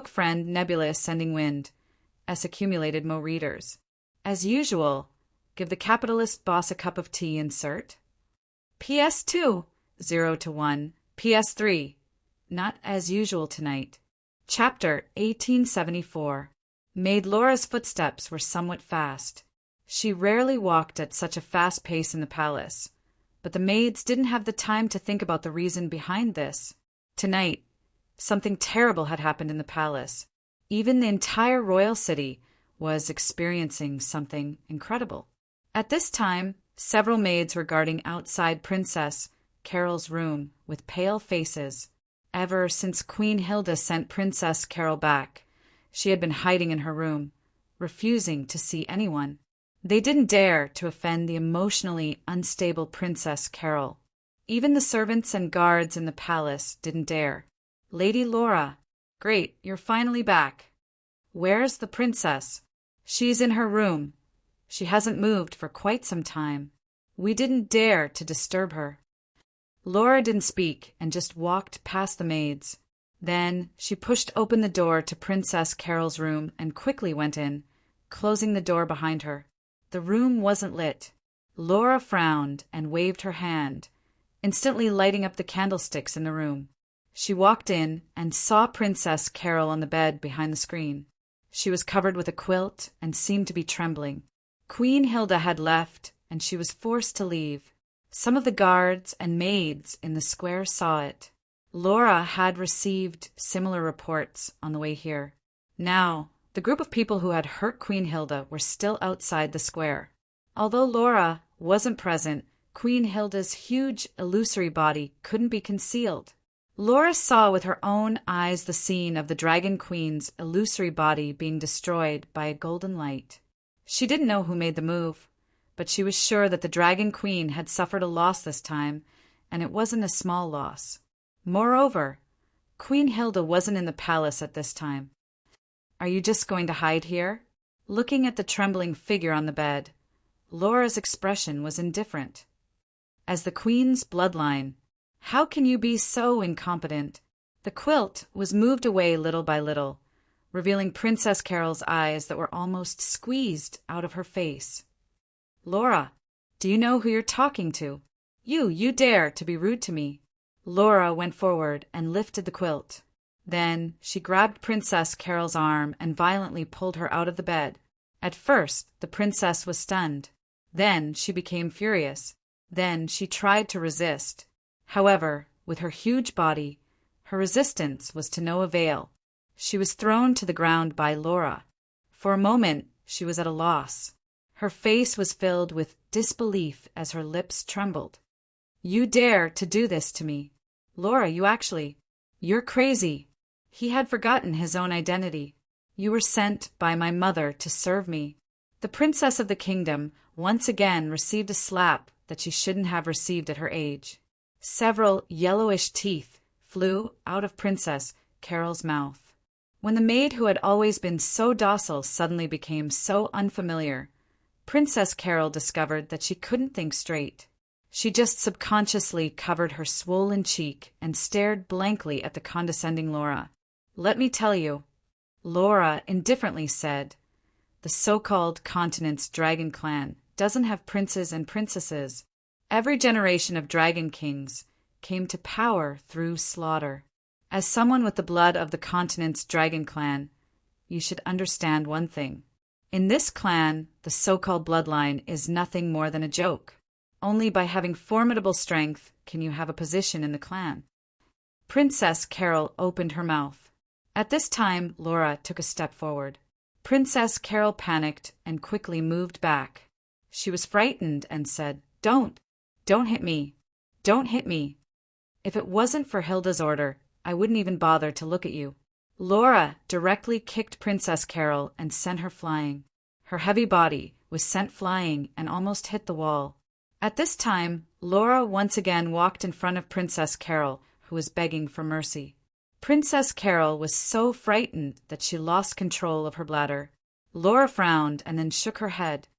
"Perhaps you really do have everything, but Hilda and King Amos turned you into a good-for-nothing. It's really sad, Your Highness. Don't hit me. Don't hit me." Looking at Princess Carol's incompetent appearance, Laura coldly snorted. She waved her hand and tore Princess Carol's clothes. Then she reached out and grabbed something from the gap between Princess Carol's thick flesh, the gap between Princess Carol's neck. It was a large golden chain with a pendant half the size of a palm. It looked like a small box. "No, you can't take it away." Princess Carol clenched her teeth and said, "Mother said that I can't give the thing inside." Laura coldly snorted and then raised her hand. Princess Carol curled up and held her head in fear. "Don't hit me. Take it away, take it away. Don't hit me again. I beg you, Laura." She kept crying and begging for mercy. After a long time, she looked up in fear. But at this time, Laura was no longer in front of her. She even left the room. Princess Carol couldn't help but become absent-minded. Then her ugly face distorted. She grabbed a handful of gravel on the ground and crushed it. "You dare hit me! You dare hit me! I won't let you go! I won't let you go!" But at this time Laura, who should have left, suddenly appeared in front of Princess Carol. The princess, whose expression was already distorted, moved her lips at this moment. Suddenly her eyes rolled back, and she fell to the ground with a bang. She had actually fainted from fright. Laura couldn't help but frown as she looked at the princess, who should have had the noblest bloodline in the world, but had been forcibly raised into a waste. "Do your parents really love you?" After staring for a moment, Laura slowly exhaled. Then she directly lifted Princess Carol's heavy body. She had obtained the key from Princess Carol, and because Queen Hilda had been driven away, this matter was much easier to accomplish. However, besides the key, Wally also needed something else. Elnis Kingdom's royal bloodline, other than the Yamos king. Princess Carol was the only remaining member of the royal bloodline. She thought that Wally would need this waste princess. Soon I will leave this world." Tang Tianlin felt that he hadn't been unconscious for a long time. When he woke up, he saw that he was in a very bad situation. He didn't even know where he was right now. He was probably in a secret room, similar to a cellar. It was dark, but he could still see. On the walls of the secret room, there were numerous strange symbols that emitted a dark red light. He was lying in the center of the secret room. His hands, feet, waist, and even neck were surrounded by a halo made of energy, firmly confining him to the floor. With him as the center, the entire floor of the secret room flashed with the strange blood-colored symbols that were connected to the walls. Right now, Queen Hilda was standing in front of him. This bewitching, seductive, and peerlessly beautiful dragon queen had even taken off all of her clothes. "You woke up earlier than expected." Queen Hilda smiled at Tang Tianlin. "I wanted you to wake up in bliss, but it seems that you can't wait. What do you want to do to me?" Tang Tianlin asked calmly. The layout of this secret room and Queen Hilda's current appearance made Tang Tianlin unable to help but think that this was a preparation for some evil ritual. "I want your heart of the sanctuary." Queen Hilda chuckled. "It can make me stronger." Tang Tianlin was startled and hurriedly said, "You are the dragon queen of the continent. You are already the most powerful existence in this world. Do you still need this thing? The sanctuary is a threat." Queen Hilda slowly sat on Tang Tianlin's body. Her fingers even gently scratched on Tang Tianlin's chest, leaving bloody marks. The pain penetrated into his bones. Tang Tianlin couldn't help but cry out in pain. "Of course, I don't care about half of the sanctuary. Only those who have the heart of the sanctuary are trouble." Hilda retracted her finger and licked the blood on her fingertip. "I'm very experienced. When I extract your sacred heart, not only will it not make you cry, but it will also make you feel a bliss you've never felt before. My sweat glands can secrete a special liquid. Through it, your feelings will be synchronized with mine. You can experience double the pleasure. Fuck. The chessboard's hint is for me to defeat this lewd woman on the battlefield of spirit and desire? A messy dragon queen?" He didn't have time to think about this. At this moment, a strange fragrance wafted into his nose. Suddenly, a feeling he had never felt before filled his nerves. It was as if he had two bodies at this moment. The blood-red symbols on the walls and floor even came to life. Like insects, they crawled onto Tang Tianlin's body little by little. Queen Hilda sat down completely at this time. At this moment, she raised her head and pressed her hands on Tang Tianlin's chest. In an instant, her satisfied gasps resounded in the secret room. "That damned old woman. I'll be back. I'll be back for you right away. As long as this queen is willing to release the power to destroy this world." Tang Tianlin almost couldn't hear what the Dragon Race Empress was saying. His mind was currently buzzing and completely blank. Wave after wave of strange sensations washed over him, making it almost impossible for his body to resist. His pupils began to contract, his muscles began to wither, and his hair began to turn gray. A black gold ball of light slowly flowed out from his chest that was filled with blood. Queen Hilda became even crazier at this time. Her evil laughter was especially loud in this small secret room. At the last moment of your life, I allow you to bid farewell to your short life. Queen Hilda lowered her head at this time, the smile on her face growing wider. But at this time, Queen Hilda saw Tang Tianlin's left arm. Under her devouring, not only was Tang Tianlin's left arm not affected in the slightest, it was even faintly changing. Tang Tianlin was unaware of this change at this time. His eyes were completely scattered. His mind was completely blank. Suddenly, he raised his left arm and punched Queen Hilda directly, sending her flying and crashing into the wall of the secret room. Queen Hilda, who was caught off guard, was not only shocked, but the blow to her chest actually made her innards churn. This punch was even more terrifying than Moses' sword. At this time, with a push of his left arm, Tang Tianlin's body slowly floated up and then stood upright. Queen Hilda looked at the scene in front of her in disbelief. She saw Tang Tianlin's eyes, but these were not the eyes that Tang Tianlin should have. At this time, Tang Tianlin's body was still withered. Only his left arm was solid and full of vitality. Suddenly, the left arm swung out and directly grabbed Queen Hilda from the void. The queen's neck was tightly held at this time. No matter how she struggled, she could only feel a terrifying force completely sealing her body. Not only that, the power she stole from Tang Tianlin even crazily flowed back to Tang Tianlin. Even the real origin power that should have belonged to her was violently taken away by this left arm at this time. Gradually, wrinkles appeared on the dragon queen's body. Her hair began to gray, and her body gradually became thinner. At this time, Queen Hilda helplessly and powerlessly grabbed the left hand that was holding her throat, terrified. "You? Who are you? Who are you?" She did not get an answer. Like a flood, the power that was originally released quickly flowed out together with her consciousness. After an unknown period of time, the left hand that was holding the dragon queen suddenly loosened, and Queen Hilda directly fell to the ground like mud.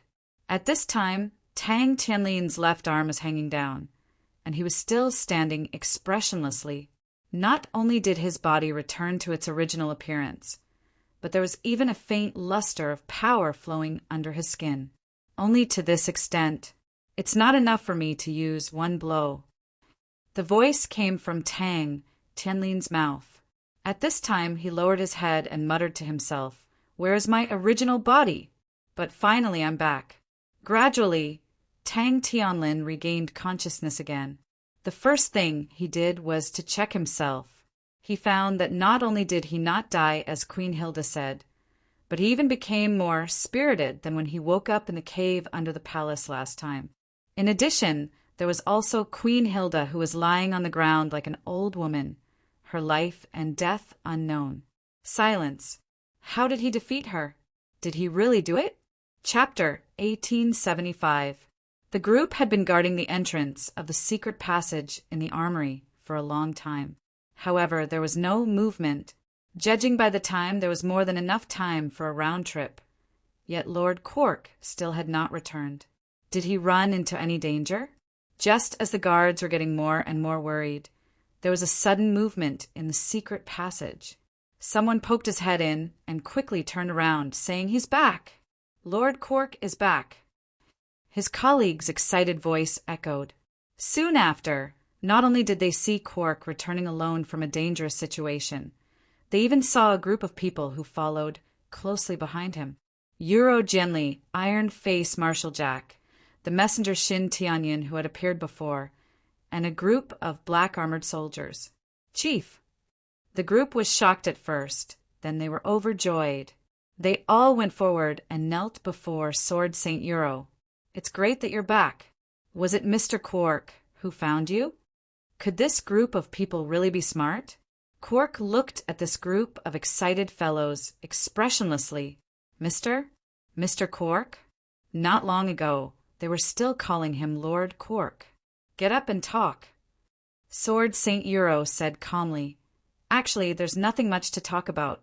All of you go down now and make arrangements for the people outside. This secret passage was built when I founded the Guards Division. It's absolutely safe. Chief, you have foresight and are prepared for a rainy day, the group exclaimed. At this moment, a black-armored soldier behind Iron Face Marshal Jack took a few steps forward and said loudly, "Please clear this place quickly so that the following troops can arrive smoothly." The group was stunned. How could these people not recognize Iron Face Marshal and his iconic black-armored soaring Eagle Legion? "Let's do as he says." Sword St. Euro waved his hand and said, "Move everything here out and seal this place. Don't let anyone in for the time being. I'll give you 45 minutes to prepare the first batch of fleeing people. Organize the subsequent ones. Remember, don't mess up and don't mess up." "Yes, sir." After the group of subordinates left, Sword St. Euro suddenly looked at the silent Quark and said calmly, "Do you have anything to say to me?" Quark looked up and opened his mouth, but he hesitated. "Let's talk outside." Sacred Swordsman Liuluo nodded. After greeting Jack, he walked out of the armory of the Guards Division. Outside, Sacred Swordsman Liuluo was observing the chaos in the royal capital from the watchtower, where he could see most of the garrison buildings. "Jack isn't here anymore. What do you want to ask?" At this moment, Quark's expression was solemn as he took a step forward. "Marshal, are you talking about what he intends to do?" "What do you mean?" Liuluo asked indifferently. Quark clenched his teeth and said, "About seizing power." The sacred swordsman then turned around and looked at Quark with an expressionless face. "Jack has already explained in the big tent on Mount Meteor. Why are you only asking now?" Quark quickly lowered his head and said, "Teacher was also in the big tent at that time. Since Teacher didn't say anything against it, as a student, I dare not overstep my authority." "Then why are you asking now?" Quark's voice was even lower, but his heart was getting more and more nervous. He said carefully, "Teacher has always been the most trusted person by His Majesty's side. He is the foundation of the kingdom. I don't think Teacher would ever rebel. Perhaps there are some unspeakable difficulties in this. Since there are unspeakable difficulties, why are you still asking?" Sacred Swordsman Liuluo said faintly. This sacred swordsman's eldest disciple in name suddenly felt uneasy. The sacred swordsman clearly did not intend to tell him everything. Perhaps the sacred swordsman had brought him to this small building to give him a chance to experience it himself for the sake of their years of friendship?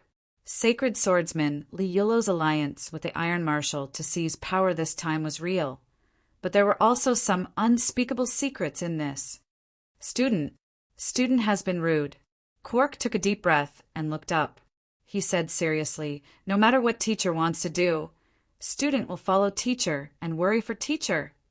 "Really?" Sacred Swordsman Liuluo suddenly chuckled. "Even if you've seen the dead sword Soul Mother Beast under the Sword Lake and know that I've been lying to you all this time?" Quark's heart immediately turned cold. A chill ran down his spine. He took 2 steps back in panic and then knelt down on both knees. His entire body prostrated as he said in fear, "Teacher, student knows his mistake. Student shouldn't have entered the sword catacomb at the bottom of the lake without permission. It's student's will that was not firm enough. Please punish me, Teacher." "Don't you hate me?" Sacred Swordsman Liuluo asked curiously. "Teacher, you're like a second parent to me." Quark's voice was sincere. "Without Teacher's nurturing, I'm just an orphan who could die at any time in a war-torn land. Regardless of whether there's a sword soul beast or not, Teacher has given me enough. I'm just blinded by greed for a moment. But when I saw the dead sword Soul Mother Beast, I felt relieved." "How did you feel relieved?" "I'm curious." I'm looking forward to obtaining a sword soul beast and increasing my strength. Quark took a deep breath and said, It's like I'm possessed by a demon. Because of the existence of this greed, Quark's path of swordsmanship had not improved at all these years. When I saw the dead sword soul mother beast at the bottom of the lake, my heart was filled with rage. But after the rage passed, Quark suddenly realized that he had been wasting himself all these years. I seemed to have regained my passion for swordsmanship, but I did secretly sneak into the sword mound at the bottom of the lake. Teacher, please punish me. When I saw you at the Starfall Mountain, your swordsmanship had changed a little. Sacred swordsman Liulo said calmly, You're right. All these years, your swordsmanship has been stagnant. Now that you've found a new opportunity to improve, it's a good thing. I don't intend to blame you for the sword mound at the bottom of the lake because I did it on purpose. Quark was stunned. Sacred swordsman Liulo said, This is also a test for you. It's also the last test before you obtain your third sword soul beast. As he said that, a small ball of icy blue light emerged from Sacred Swordsman Liulo's palm. Within the ball of light, Quark could see a small sword the size of half a finger. This is. Sacred Swordsman said, Slowly, the sword Soul Mother Beast can't hold on any longer. This is the third sword soul beast it nurtured with the last of its power before it died. I took it away and only left behind the broken sword mound. I wanted to see if you would secretly sneak into the sword lake. Quark opened his mouth, but it was as if all his strength had been sucked out of him. I shouldn't have gone down. I shouldn't have gone down, Sacred Swordsman Liulo said.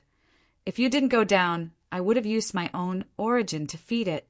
On the day it truly matures, it will definitely belong to you. Quark lowered his head and did not say anything. Sacred Swordsman, Liulo said again. Even if you went down, I would have still given it to you. If it's really like what you said just now, that you've really seen through the key to your swordsmanship all these years. Quark subconsciously raised his head. His gaze was blank. Your sword force has changed, and it's even improved. Sacred Swordsman Liulo sighed and said, But it's clearly not like what you said. It's an improvement after letting go. This kind of thought that came from hatred. This old man can still distinguish it. In the end, you just don't want to give it to me. Quark gritted his teeth. He no longer knelt on the ground. Instead, he slowly stood up and said coldly, It doesn't matter how nice you make it sound. There are thousands of reasons, but it's all because you never wanted to give it to me. You can leave. Sacred Swordsman Liulo shook his head. This heart of hatred can help your swordsmanship improve greatly in a short period of time. As for how far you can go, it'll depend on your own luck. I've indeed imparted all my swordsmanship to you without holding back. The fate between you and me ends here. Why? Quark's gaze was filled with rage. He was so agitated that his entire body trembled. Why? All these years, I've followed you conscientiously. No matter what you wanted me to do, I've never resisted you. Even if I'm your dog, I'm still your most loyal dog. But why are you still unwilling to give the sword soul beast to me? The peace between man and nature is one thing. I admit that his innate talent is indeed greater than mine. But what about that Jillian? He's just a coachman in a weapon shop. It's only been a few days since he appeared. Just because he's a Highlander and possesses the bloodline of your so-called old friend, can you erase all my efforts all these years? Liulo, you're too biased. It's you who's never looked at me properly. Your swordsmanship has improved by 30%. Not bad. Sacred Swordsman Liulo said expressionlessly, but with this, you're not qualified to speak to me like this. I don't accept this. Quark roared furiously and pulled out his sword. Dense killing intent condensed on the sword. As soon as the sword was unsheathed, the small building instantly split into two. The sword radiance that carried endless killing intent directly rushed towards Sacred Swordsman Liulo. The sacred swordsman's gaze focused, and he snorted coldly. The small building that was split apart instantly collapsed with a loud bang. A figure could be seen flying out from the collapsed building. It was Cork. The sword in Cork's hand was broken. He fell to the ground and violently spat out a mouthful of blood. He quickly got up as if his soul had scattered. Ignoring his injuries, he turned around and jumped over the high wall in panic. Cork had already fled for some time. In the collapsed building, sacred swordsman Liulo sat silently on a fallen pillar. The icy blue small sword in his hand flickered from time to time. You don't have to be so strict with your own student, right? Suddenly, a deep voice came from beside sacred swordsman Liulo. The person who came was the kingdom's general, Iron Face Marshal Jack. It's because she's my student. Sacred swordsman Liulo shook his head. Excessive doting may only make one more person like Princess Carol in this world. Marshal Jack shrugged and said, "But I don't think that princess can be considered a person." Sacred swordsman Liulo looked at Marshal Jack in a daze. The Iron Face Marshal was silent for a while. Then he suddenly bent down and said in a deep voice, "I'm sorry. Because of me, your master-disciple relationship has become so stiff. Also, this time about Jillian." As he spoke, the Iron Face Marshal slowly took off the black iron mask on his face. He sighed and said, "Perhaps it would have been better if I had let you kill me on the battlefield back then." The moment the mask was taken off, one could see that this Iron Face Marshal had a face that was 80% or 90% similar to the peace between man and nature. "King of Cadiez, now is not the time for you to reveal your identity," sacred swordsman Liulo said calmly. "After all, I was once a Highlander. Get ready. Yamos should have been waiting for a long time." Sacred swordsman Liulo put away his icy blue sword and jumped to the highest place in the guards' division, a bell tower. Sacred swordsman Liulo rolled up his sleeves. Then, with a sudden force, he directly rang the bell of the bell tower. The bell rang loudly. Just a Highlander. Jack, who put on his iron mask again, silently looked at the back of the person who rang the bell. "But no matter what, you are still my royal brother." King Amos was wiping his lips with a napkin. In front of him, there was a vague figure that had been standing for a long time, Gu. Before this, Gu, who was like a shadow beside King Amos, had already told him everything he saw. "If that's the case, you've died again." The Yamos king had a curious look in his eyes. "How many times do you have to die before you really die?" "There shouldn't be a next time," Gu said calmly after a moment of silence. "The person you're talking about, I've asked the maid to invite him in." Yamos put down his napkin and smiled. "Are you interested in meeting him?" "What do you want to do?" Gu frowned. They even forced Hilda to retreat. "This is the current empress of the Dragon Clan. I have never seen the empress of the Dragon Clan in such a sorry state." The Yamos king said indifferently, "There's nothing to be curious about. Whether it's the dragons of the continent or the human race, or even the golden age that has already been destroyed, as long as the wheel of fate moves forward, we will all be crushed in the end. Maybe in a few years or decades, there will be people who exclaim that King Amos, who has conquered the world, will be defeated in the end, or something like that. You have seen through it all." King Amos shook his head. "I can't see through it all. Otherwise, I wouldn't be like this, struggling no matter what. You really don't want to meet him? I think it will be interesting if you meet him again." "There's no need," Gu replied and instantly disappeared. After a while, the maids led Boss Luo and Nan Xiaonan into the luxurious restaurant. King Amos stood up with a silver spoon in his hand. He gently knocked on the glass, making a crisp sound. "Welcome to tonight's guests." King Amos knocked on the crystal glass again with the spoon. Nan Xiaonan was stunned. She asked subconsciously, "The bell?" It was the sound of a big bell. It came from outside the palace. ######### PS as usual. Chapter 1876. Because of an unknown mutation, you swallowed the power of the Dragon Queen. You got Heart of the Sanctuary *1. You got Heart of the Sanctuary *1. You got Physical Enhancement. You got Heart of the Sanctuary *1. Your endurance has been greatly improved. Your skills. A series of mental prompts were flashing crazily in Tang Tianlin's mind. He didn't even have time to digest these prompts from the chessboard. He only felt that his brain was about to explode with information. It was like hundreds of flies dancing crazily in his ears. Even so, Tang Tianlin still had no idea how he had managed to escape under such circumstances, or how he had gained so much power from the Dragon Empress. Was it Miss Gonglina who did it? Since there was no trace of a third person on the scene, the only reasonable explanation Tang Tianlin could think of was this. As Gonglina's servant, once he died in the world of the chessboard, Gonglina, as the master, would obviously fall into the trap and enter the punishment roulette. Obviously, in order not to let him fall into the trap, Gonglina would definitely not watch her servant die. Although since entering the range of the royal city, as a servant, he couldn't contact the master. Tang Tianlin didn't know what happened outside the chessboard, but perhaps the masters outside the chessboard should know the situation inside the chessboard. Perhaps Gonglina had some function card in her hand that could allow him to escape from this danger and even get enough benefits. Just like before, she deliberately let him die to satisfy the Death Walker profession.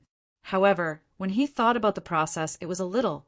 Looking at Hilda, the incomparably aged Dragon Empress, whose body and face were completely ruined, old Tang, who was a normal male, fell silent at this moment.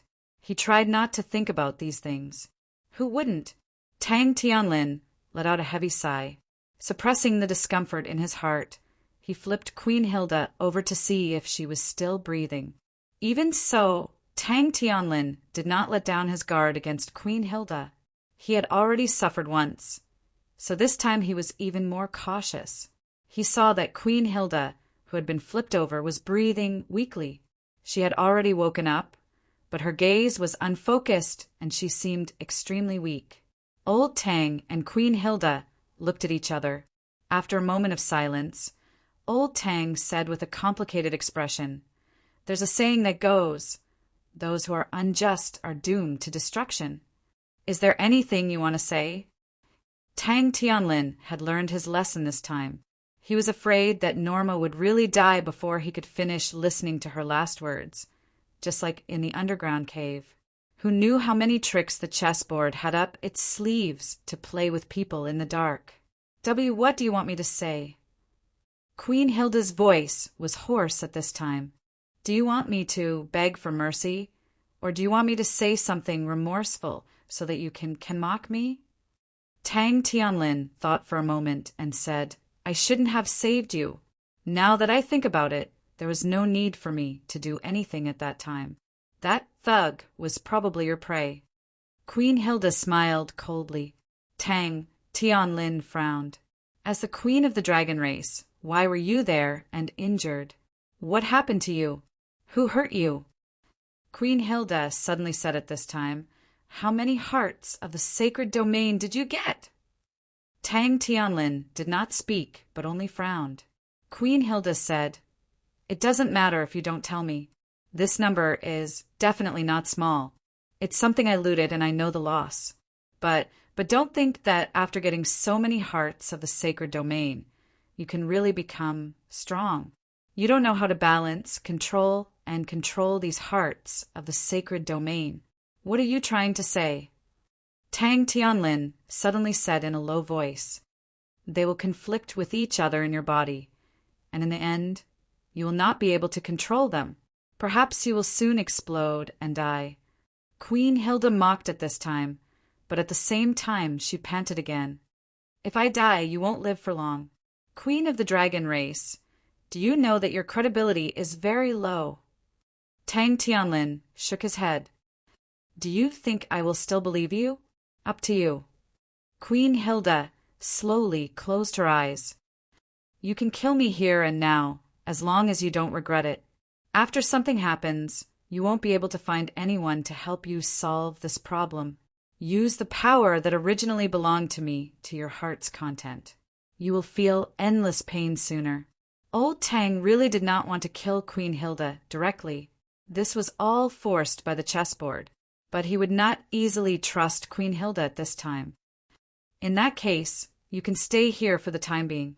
Tang Tianlin stood up and searched for the skills that had appeared out of nowhere on the skill list. Then he chose one of them, Release.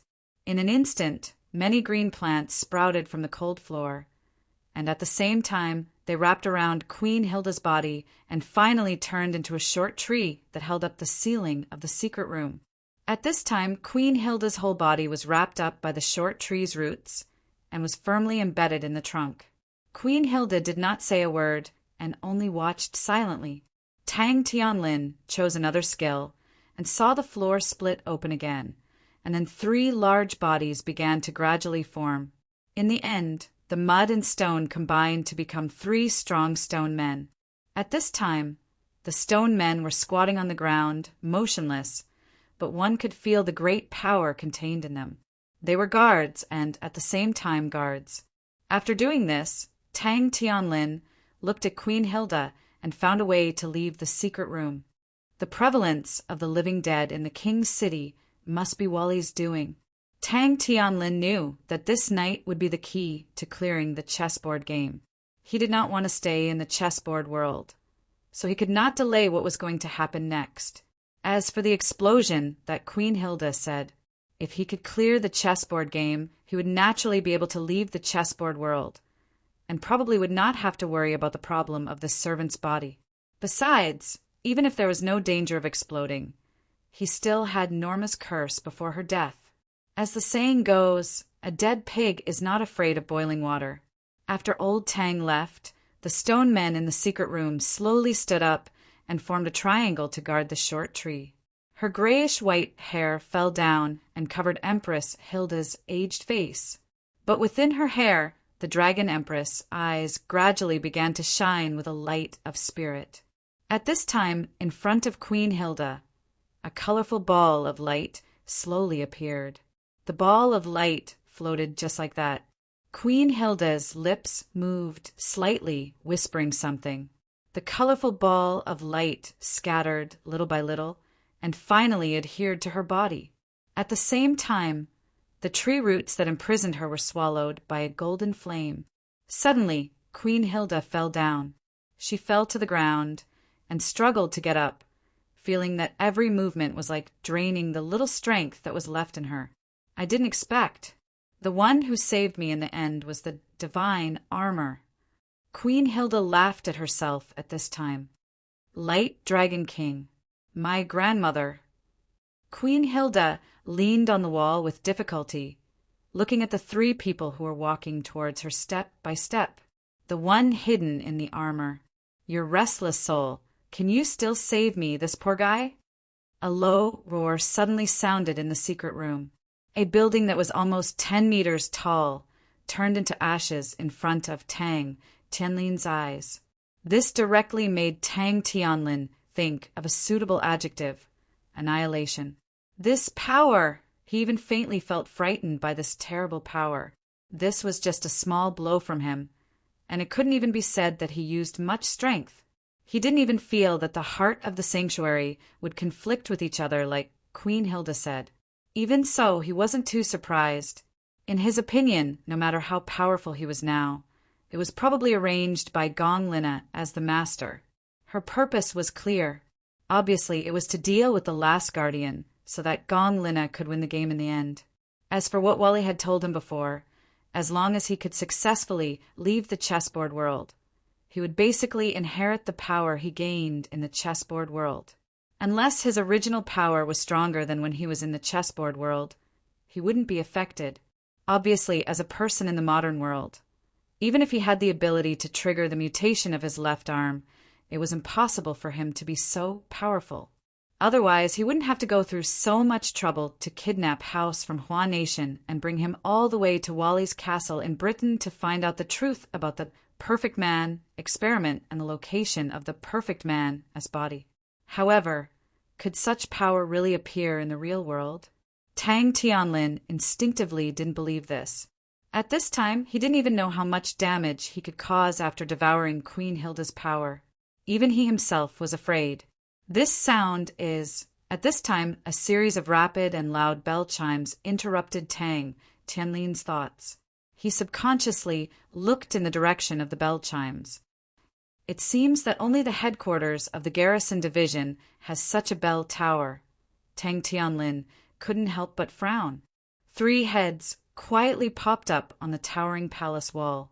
Very good. The scary guy who sniped us in the secret passage to the palace last time seems to be not here. After observing for a while and making sure that there was no one guarding this place and that it was relatively safe, they quickly climbed over the wall and landed on the ground.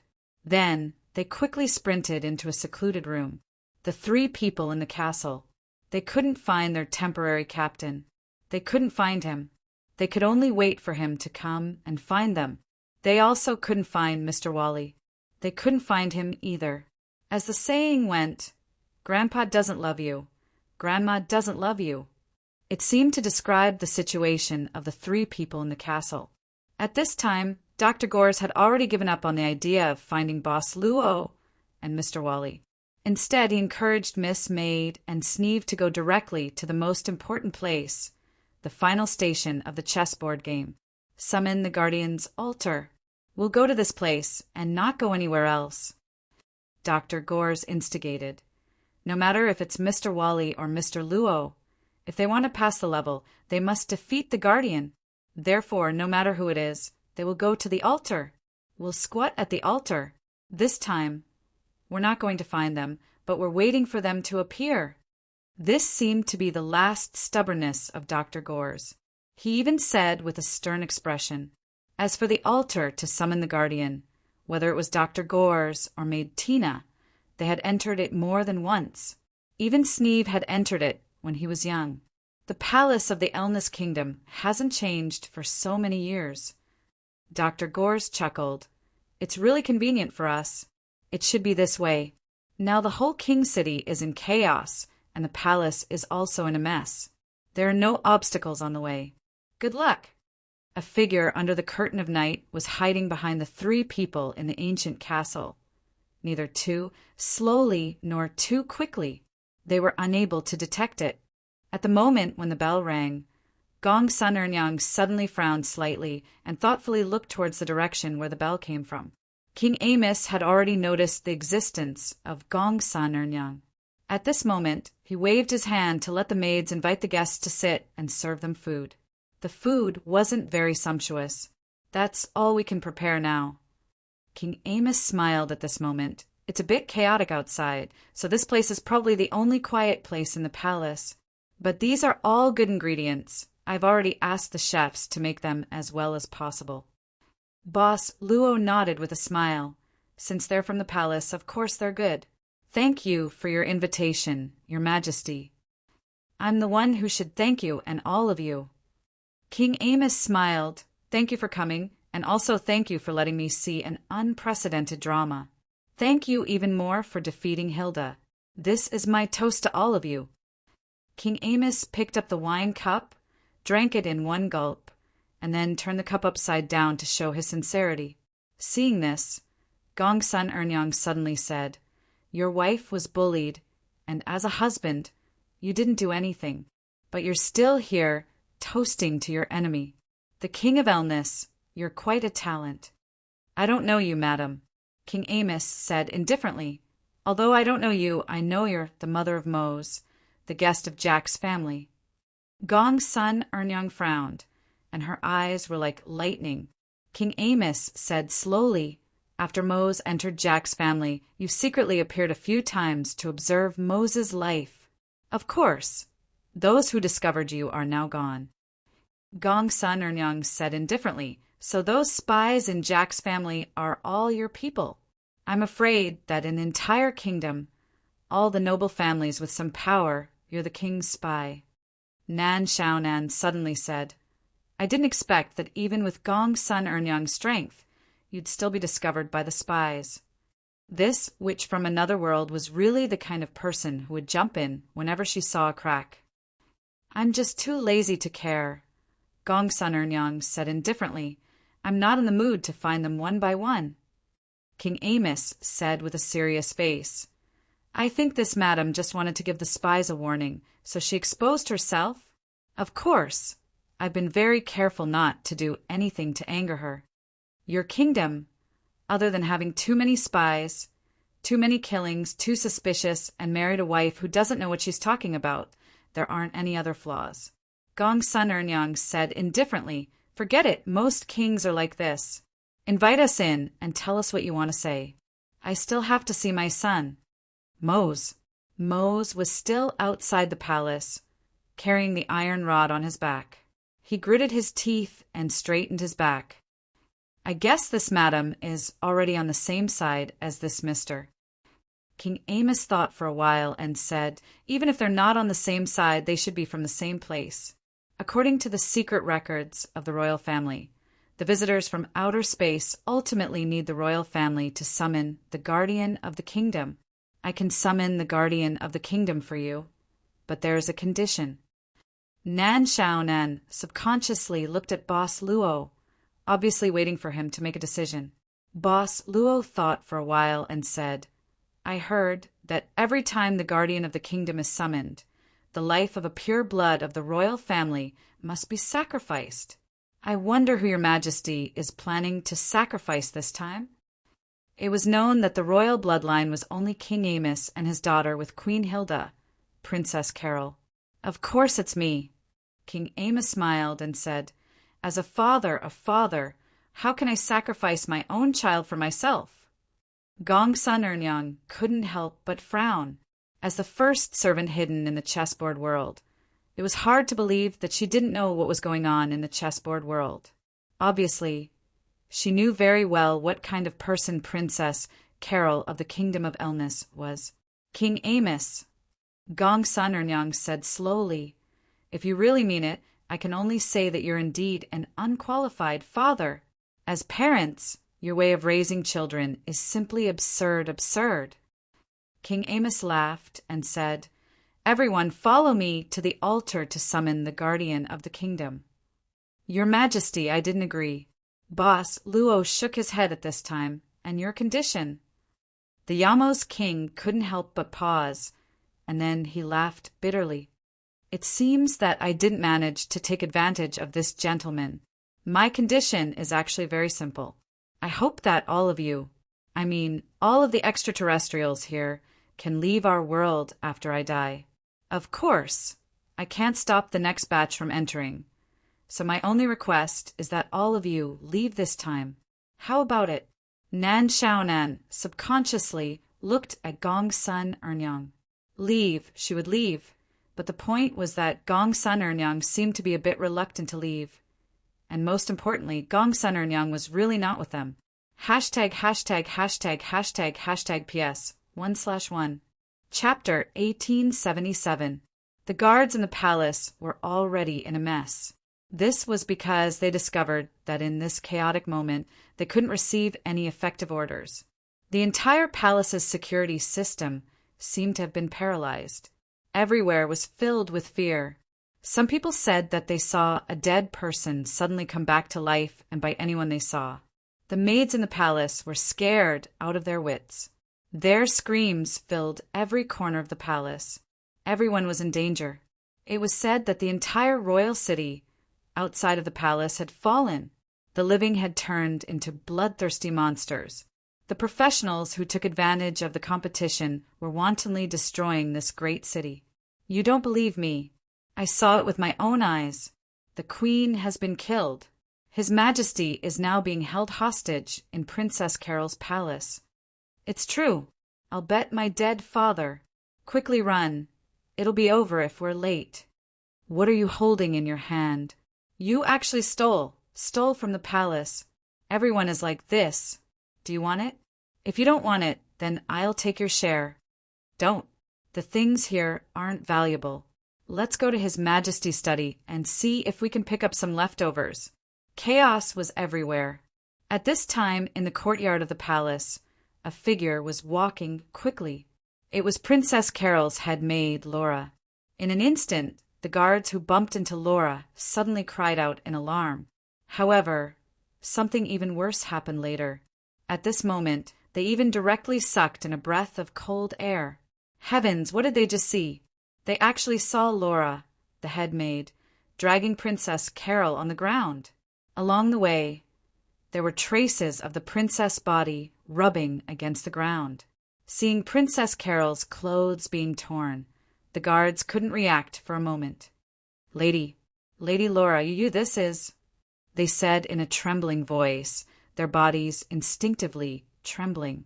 "Since you've seen it, then there's no other way," the head maid said expressionlessly. After that, the guards couldn't hear anything else. Their heads flew high in an instant and then rolled on the floor. Their blood was stained with sand and mud, making their heads look like sesame balls. But at this time, a group of dark shadows rushed into the courtyard. They roared and flew directly toward Laura like crazy. She was obviously not afraid. She just frowned because she knew that these things were made by Wally. Could it be that the changes in the king's city had already spread to the royal palace? The speed of the spread was far beyond Laura's expectations. However, there was no time to think about it. These mutated guys had no reason to speak of. Laura coldly snorted. These were just ordinary maids and bodyguards who had mutated. They weren't even trouble. But just as Laura was about to deal with the maids and guards who were obstructing her, they stopped. He stood there quietly like a human-shaped wooden stake, only swaying his body slightly. His body would occasionally twitch a few times. Laura was startled. Then she suddenly turned around. "Wally, isn't the one standing behind the mutated maid and guard Mr. Varley? How did you—" Laura was surprised. Varley should have been imprisoned in the healing pool by her. She saw Mr. Varley smile at this time. "Laura, for you, I can return to this world again. For you, I can crawl back from the hell of death. But it's not a fatal injury. How can I let the one I love take risks alone for me? I hate these words of yours." Laura responded indifferently. Mr. Varley walked in, and the maids and guards around him gave way. He went straight to Laura, and regardless of her reaction, he directly hugged her into his arms. "Then you will hate me for a lifetime, because I will always say these words to you." That was the honest body that she was too ashamed to speak. Laura no longer struggled in Mr. Varley's arms. Instead, she hugged him tightly. She even buried her face in his chest and faintly said, "I can't go back. I caught Carol. This time, the Empress really won't let me go. No matter what, she can't come to my world." Varley softly said, "Maybe she can't take care of herself right now." At this time, Laura suddenly pushed Varley away and solemnly said, "Empress Hilda seems to have been injured by someone. I can't imagine that this world has the power to knock her down. According to the descriptions of the maids present, it seems to be a woman of some age. Did you bring her here?" "A woman?" Mr. Varley was deep in thought at this time. After a while he muttered, "About Hilda, let's talk about it later. Since Princess Carol has been captured, that is to say, the key has been obtained, right? She really wanted to take out the necklace she tore off from Princess Carol's neck right now. However, Laura shook her head at this time. "I didn't find the key on Carol's body." "You didn't find the key?" Mr. Varley was startled. "You told me that the key is on Princess Carol." "I don't know." Laura shook her head again. "I really didn't find the key. Are you blaming me?" Mr. Varley chuckled at this time. "At first, I did intend to let you help me get the key, but I only let you help me. I never thought that you would do it. So, whether you found the key or not, you are still the little Laura I met in the valley many years ago." She excitedly buried herself in Mr. Varley's chest again, and faintly said, "Now what are you going to do? If you can't find the key, you have no way to leave here. What about your mission? In any case, I'm not going to leave empty-handed." Mr. Varley thought for a moment. At least Princess Carol, The only one who can awaken the bloodline of the kingdom's guardian is in our hands. But the ceremony to awaken the kingdom's guardian has always been known only by the King of Elnis. Mr. Varley said indifferently, "I have come to this world many times. Every time I leave this world through the same method. Some things, even if I don't understand, I know how to do it." In other words, he also knew the ceremony to awaken the kingdom's guardian. He could even do it. He really studied everything in this chessboard world diligently, and he worked very hard in this chessboard world. Second, Madame Gong's son, Boss Luo, and Nan Xiaonan had different goals. At this time, King Amos had already understood this point from the subtle expression on Nan Xiaonan's face. In the situation where the parties who reached a deal had different opinions, it seemed that his request couldn't be easily agreed. "I won't leave here for the time being." Second, Madame Gong's son was more direct at this time. This straightforwardness made King Amos fall into a short silence. He turned to Boss Luo. The King of Elnis was very afraid of this mysterious young man. He could only accept his identity as a servant. However, according to the report from Ancient, that was not the power that a servant should have in the records of the royal family. Indeed, according to the records of the royal family, these servants from the outer world had always been very powerful and had many terrifying and strange means. However, controlling life and death, even the gods of the Golden Age who had not fallen could not do it easily, and the one controlling life and death was an ancient, not an ordinary person. "I'll leave here," Boss Luo said indifferently. "It has nothing to do with your Majesty's condition, because I'll leave here anyway." King Amos was silent again. After a long time, the king said slowly, "In that case, follow me. I'll let you see the so-called kingdom's guardian." "I'm not interested." Second, Madame Gong's son said indifferently, "I'm going to see Mose." Then, second Madame Gong's son left, but before she left, she glanced at Boss Luo, which meant that what she said was still valid. Boss Luo felt that it was interesting at this time. He had been in the chessboard world for a while, but it seemed that he had not done many business. Now he met a guy who wanted to sell to him one after another. "Do we really not need to care about second Madame Gong's son?" Nan Xiaonan whispered at this time. "Although I don't know what she did, it seems that she has reached the limit of this world. If she suddenly makes trouble, I'm afraid it will be troublesome." Boss Luo blinked at this time, as if to say, "We haven't seen the guardian yet." At this time, King Amos was walking slowly. Only now did Nan Xiaonan discover something. Under those loose robes, this Yamos king's body seemed to be abnormally thin to the point of being withered. But if one did not look at him closely, one would not be able to see it. There was something wrong with the king's body. Nan Xiaonan subconsciously thought of Queen Hilda, who was beaten and ran away, and gradually had an idea. Is it the legendary sitting on the ground and sucking soil, a humanoid, dragon-shaped juicer? The eyes of your female companion remind me of those dancers I met in the chaotic bars when I was young and adventurous. The Yamos king smiled faintly. It's easy to read their thoughts in their eyes, but it's clear that they don't have such thoughts in their hearts. Nan Xiaonan instantly narrowed her eyes, like a hibernating poisonous snake. "You see, now it's more like it," King Amos said at this time. Nan Xiaonan immediately shrugged, as if she did not hear it. Boss Luo suddenly said at this time, "Your Majesty's spies are all over the world. I think there's no secret that can be hidden from your eyes and ears. I'm curious about something. I don't know if your Majesty intends to answer my question. Just say it." The Yamos king waved his hand rather straightforwardly and even smiled. "What do you want to know? How did Mr. Max die?" Boss Luo asked. King Amos, who was walking forward, suddenly stopped and then strode forward. "Max, he asked for it." "Who asked him to offend so many people?" "As far as I know, Mr. Max seemed to have only offended the dragon race on the continent." Boss Luo at this time said casually, "The stargazer of the garrison division extracted some dragon's breath at the scene of Mr. Max's death." King Amos was more direct at this time, and he clapped his hands. That's right. The dragon race on the continent has been chasing Max for many years, and now they finally found and killed him. Well, it's very reasonable. That's true. Boss Luo smiled and said, It's indeed reasonable. Most people are looking for a reasonable reason most of the time. King Amos said casually, You want to ask me the reason why I would rather sacrifice myself for all of you to agree to leave this world? At least, that's what it seems to be now. Boss Luo nodded slightly. King Amos immediately said seriously, Because I'm the monarch of this country.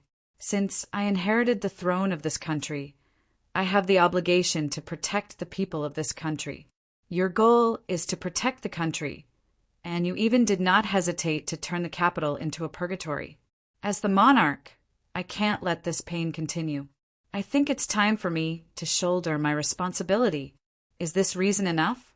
So you're really a good monarch? Nan Xiaonan squinted at him.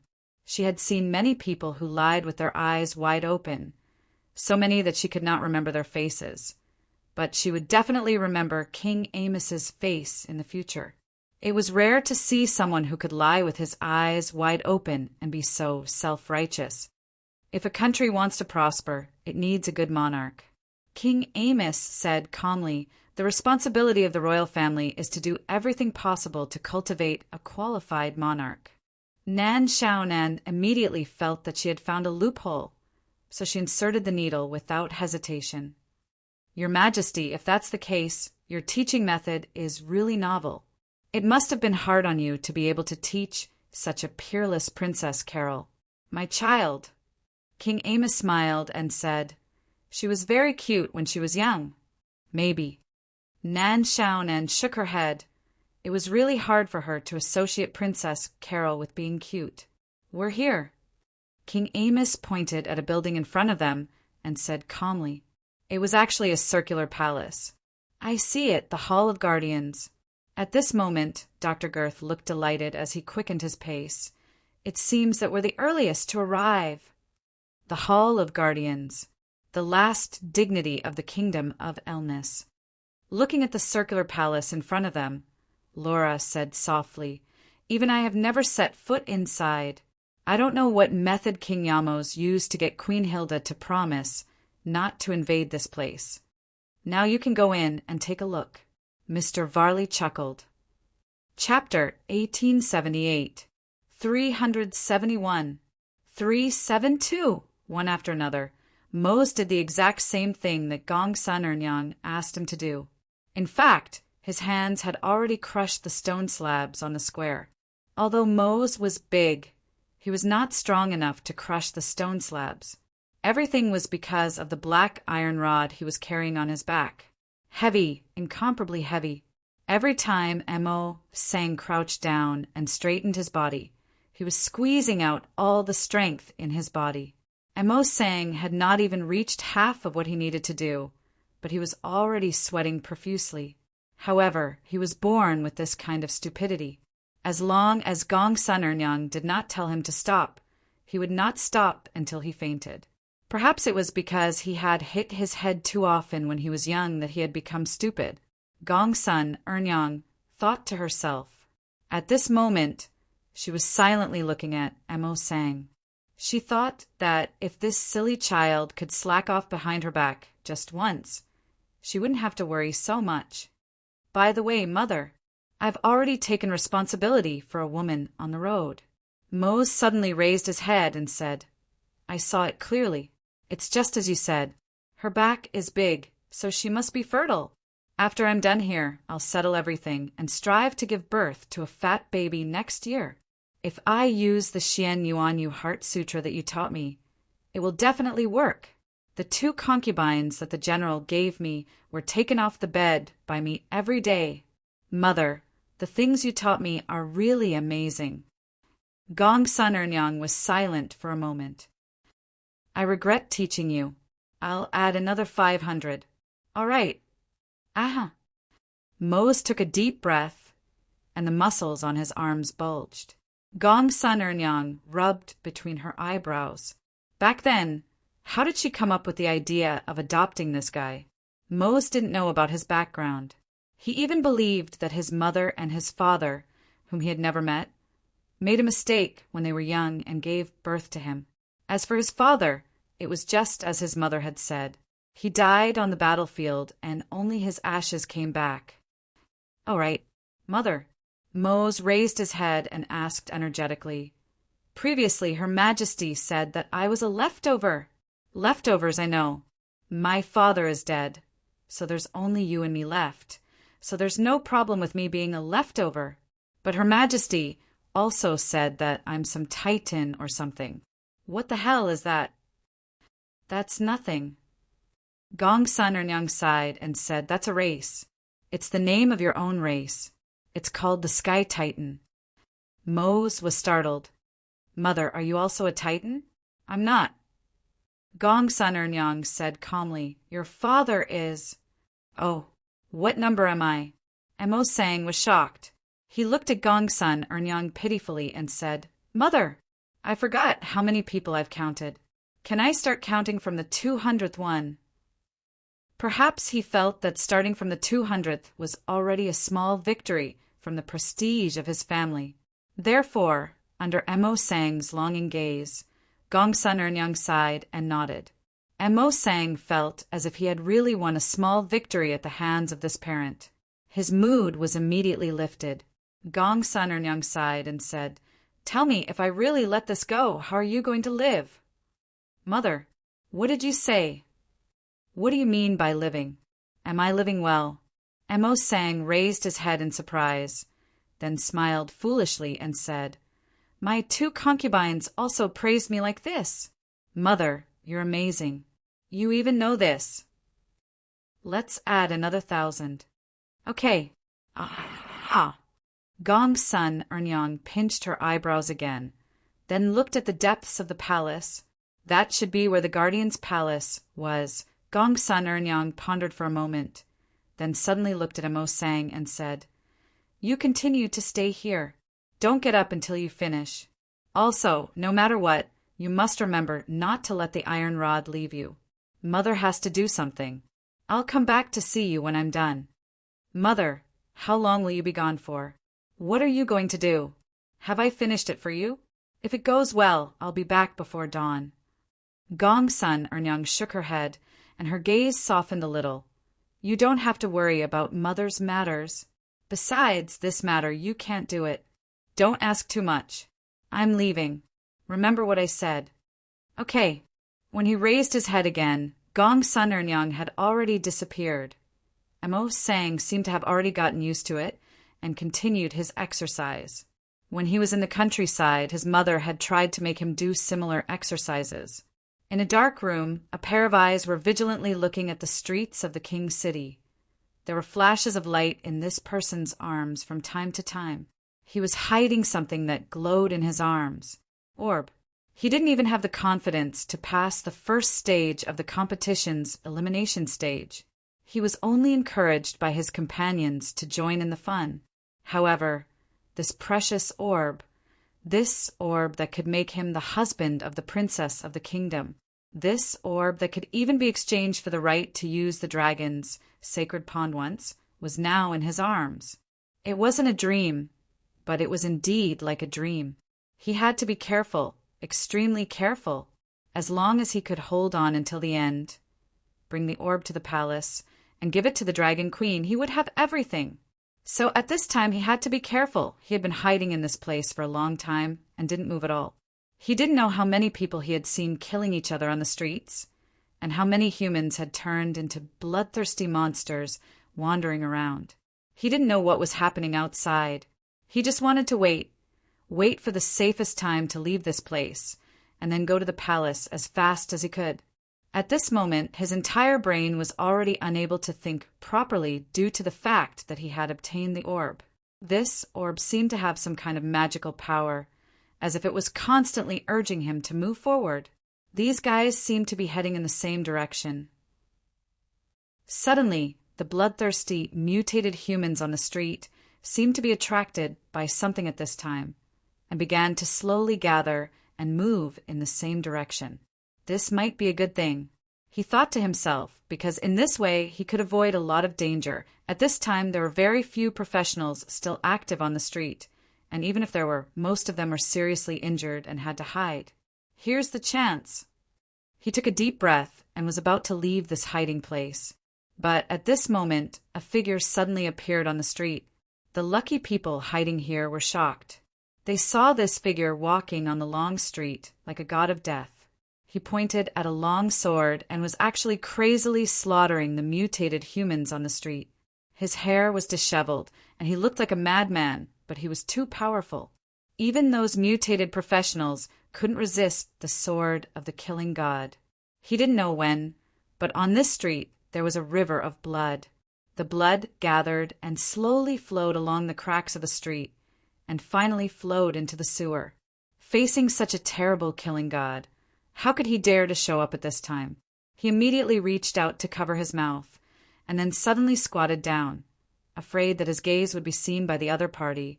But he was too nervous, and the moment he squatted down, he accidentally knocked over the flower table next to him. Seeing the small bonsai on the flower table was about to fall, he was suddenly scared out of his wits, and quickly caught it with both hands, steadily. He couldn't help but gasp, and weakly leaned on the wall under the windowsill. So the orb is with you. Suddenly a voice sounded.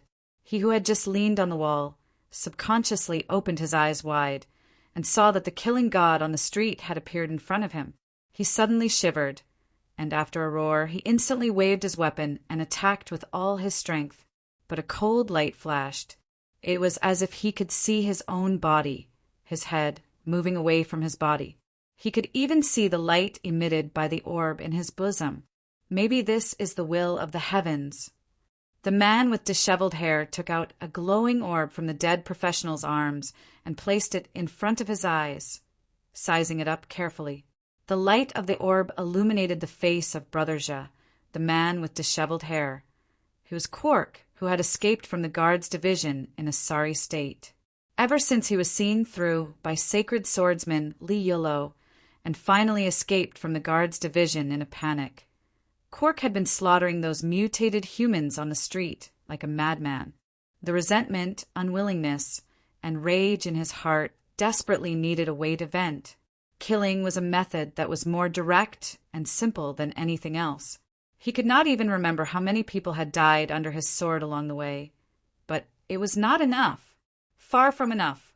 The jealousy and rage in his heart was like a bottomless abyss, and no matter how many lives were buried, it was far from enough, until he held the orb in his hand. Maybe this is the will of the heavens.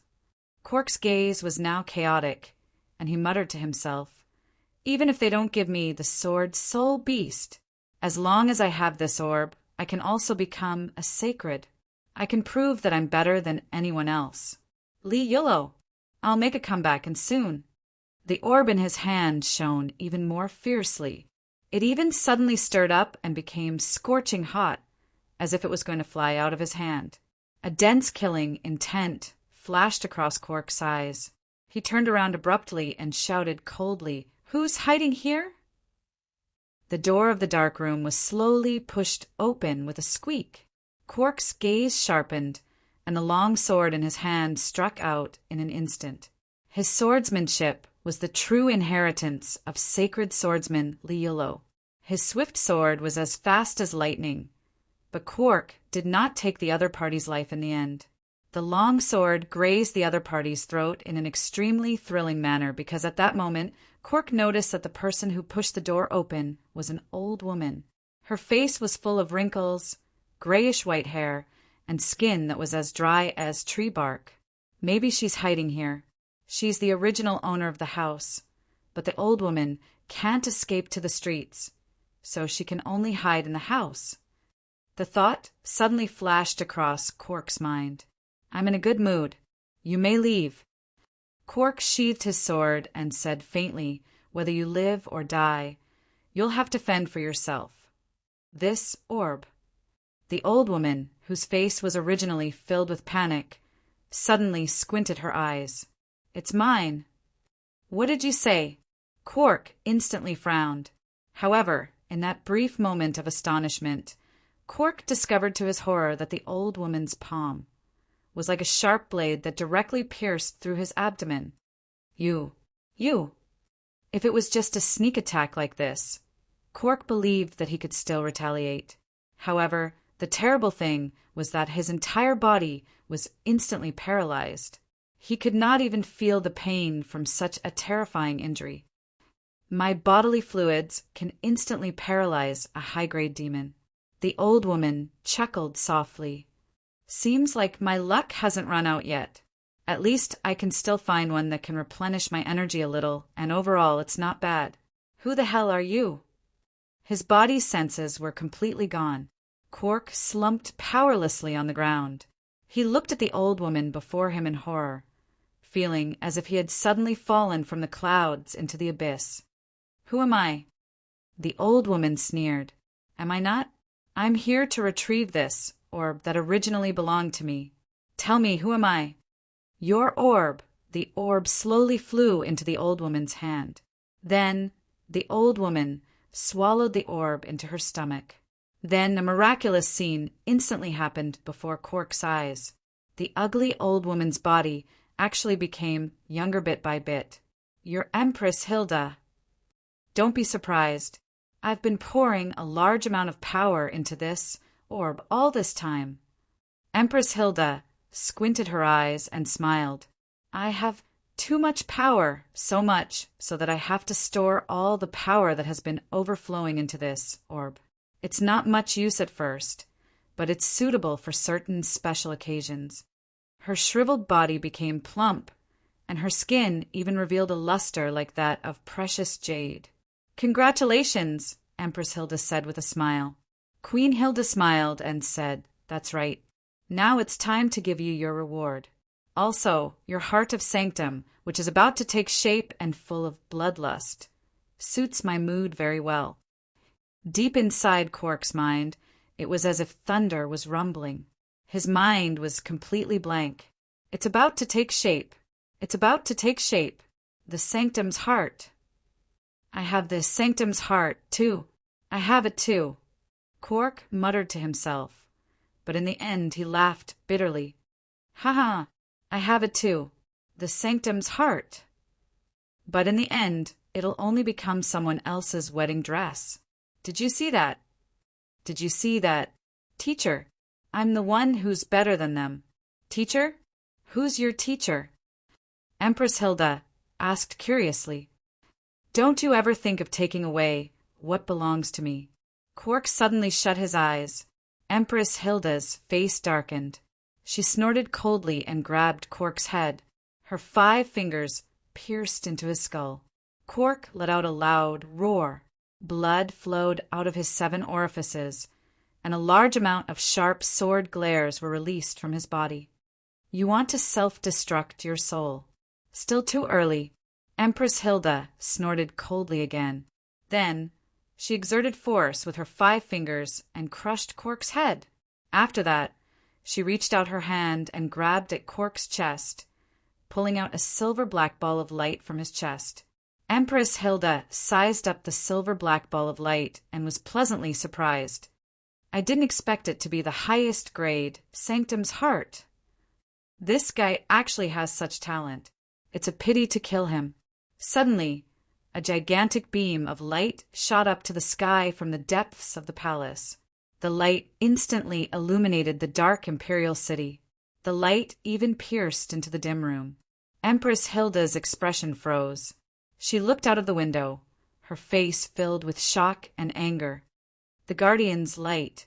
Yamos, you dare sacrifice Caro. Chapter 1879.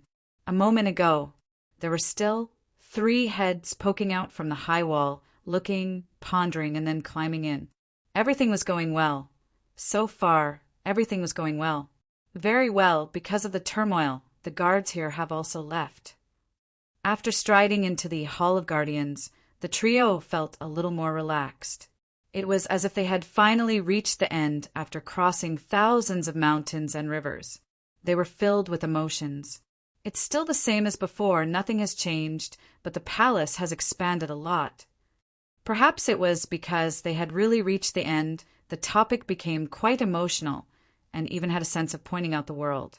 Dr. Gore seemed to like such a role, saying casually, "After all, King Amos has conquered all the countries." The maid didn't seem to like to discuss these topics at this time. "Who do you think will come here first? Is it our captain or is it Vale?" Dr. Gore said, "It doesn't matter who comes first. We are the first to arrive, but we can't summon the kingdom's guardian." "Do you really intend to return to Wally's side?" Sneeve asked coldly. Dr. Gores gave him a meaningful look and said slowly, "I just don't want to stay in this world. Obviously, I have some nostalgia for the world we originally lived in." Mr. Sneeve didn't speak anymore. Until they had completely walked into the depths of the Hall of Guardians, he still didn't speak. The group of three finally walked into a ring-shaped hall. The huge pillars were also distributed in a circle, and each pillar was inlaid with glowing pearls, which illuminated the place. There was a huge circular pattern on the ground, which looked like some kind of ritual circle, and then in the center of the circle a huge irregular gray stone could be seen. Without any support, it floated unreasonably above the circle formation. Guardian Stone. Dr. Gores walked directly to the center of the circle and looked up at the gray stone floating above. "Finally, I see it again. Let's wait here. It's unrealistic to hide. I'm afraid we don't have the ability to do so." With that said, Dr. Gores sat directly on the ground. At this moment, Snake suddenly frowned. His gaze fixed in front of him. He heard the sound of footsteps. They were getting closer. "So fast," Dr. Gores muttered at this time, and his eyes had a trace of nervousness, looking in the direction of the footsteps. Time seemed to be passing by slowly, but it would eventually come. A familiar face gradually entered the sights of the trio in the castle. They saw it clearly. Dr. Gores quietly. When he saw that it was the boss Luo who was the temporary leader of the servant team, Dr. Gores, he was relieved. He didn't know why. Maybe it was just a subconscious reaction. Obviously, it was more difficult to deal with the mysterious Mr. Luo than Mr. Varley. He had to admit that he was more willing to deal with the mysterious Mr. Luo than Mr. Varley. King Amos. But the servant girl's voice sounded at this time with a hint of surprise. Coupled with her slightly open lips, she looked cute. Only then did they notice that it was not only the servant of Mr. Butler, but also the King of Yamos who came with Mr. Luo. Now, one of the only two who could awaken the Kingdom Guardian was King Amos, and the other was Princess Carol. In order to awaken the kingdom's protector, the only way was to sacrifice one of the bloodlines of the two kingdoms. As expected, it was too difficult for Princess Carol, who was protected by the Dragon Empress.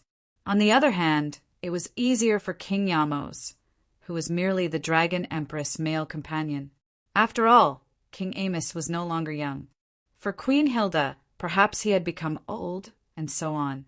Suddenly, "Are these three also your companions?" In the silence, King Amos looked at the three people who arrived first and asked curiously, "They give me the feeling that they're not a threat. I'm even thinking that if these extraterrestrial visitors were like this every time they came to our world, I might not have made such a request." Boss Luo just smiled casually and said, "I'm really sorry for making your majesty feel threatened. Before entering this world, I didn't intend to destroy it." King Amos said indifferently, "I believe what you said. You have a special magic that can make people believe you." Boss Luo just smiled and didn't say anything. But this is not necessarily a good thing. King Amos said again, "This shows that you can easily hurt those who naturally trust you. After all, they trust you so much. And I'm afraid this will only happen more and more often." This king is a little. Nan Xiaonan couldn't help but look at King Amos a few more times. In her opinion, King Amos' life was full of legends. From a prince who had nothing, he turned the tables in a desperate situation. He fought his way through and finally succeeded in winning from the many heirs. He ascended the throne, and in the following 20 years he almost ruled the entire world.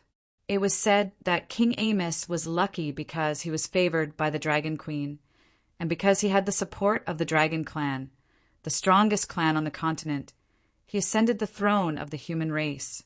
Countless legends described King Amos' life as a lucky king.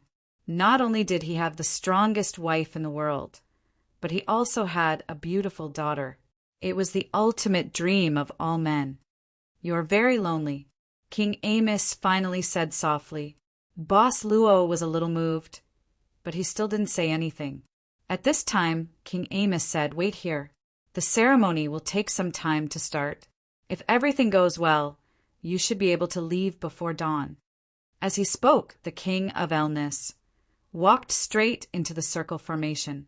The trio who were originally in the circle made way for him. At this time, Dr. Jurls discovered that the eyes of the legendary Yamos king actually had a kind of majesty that made people tremble in fear.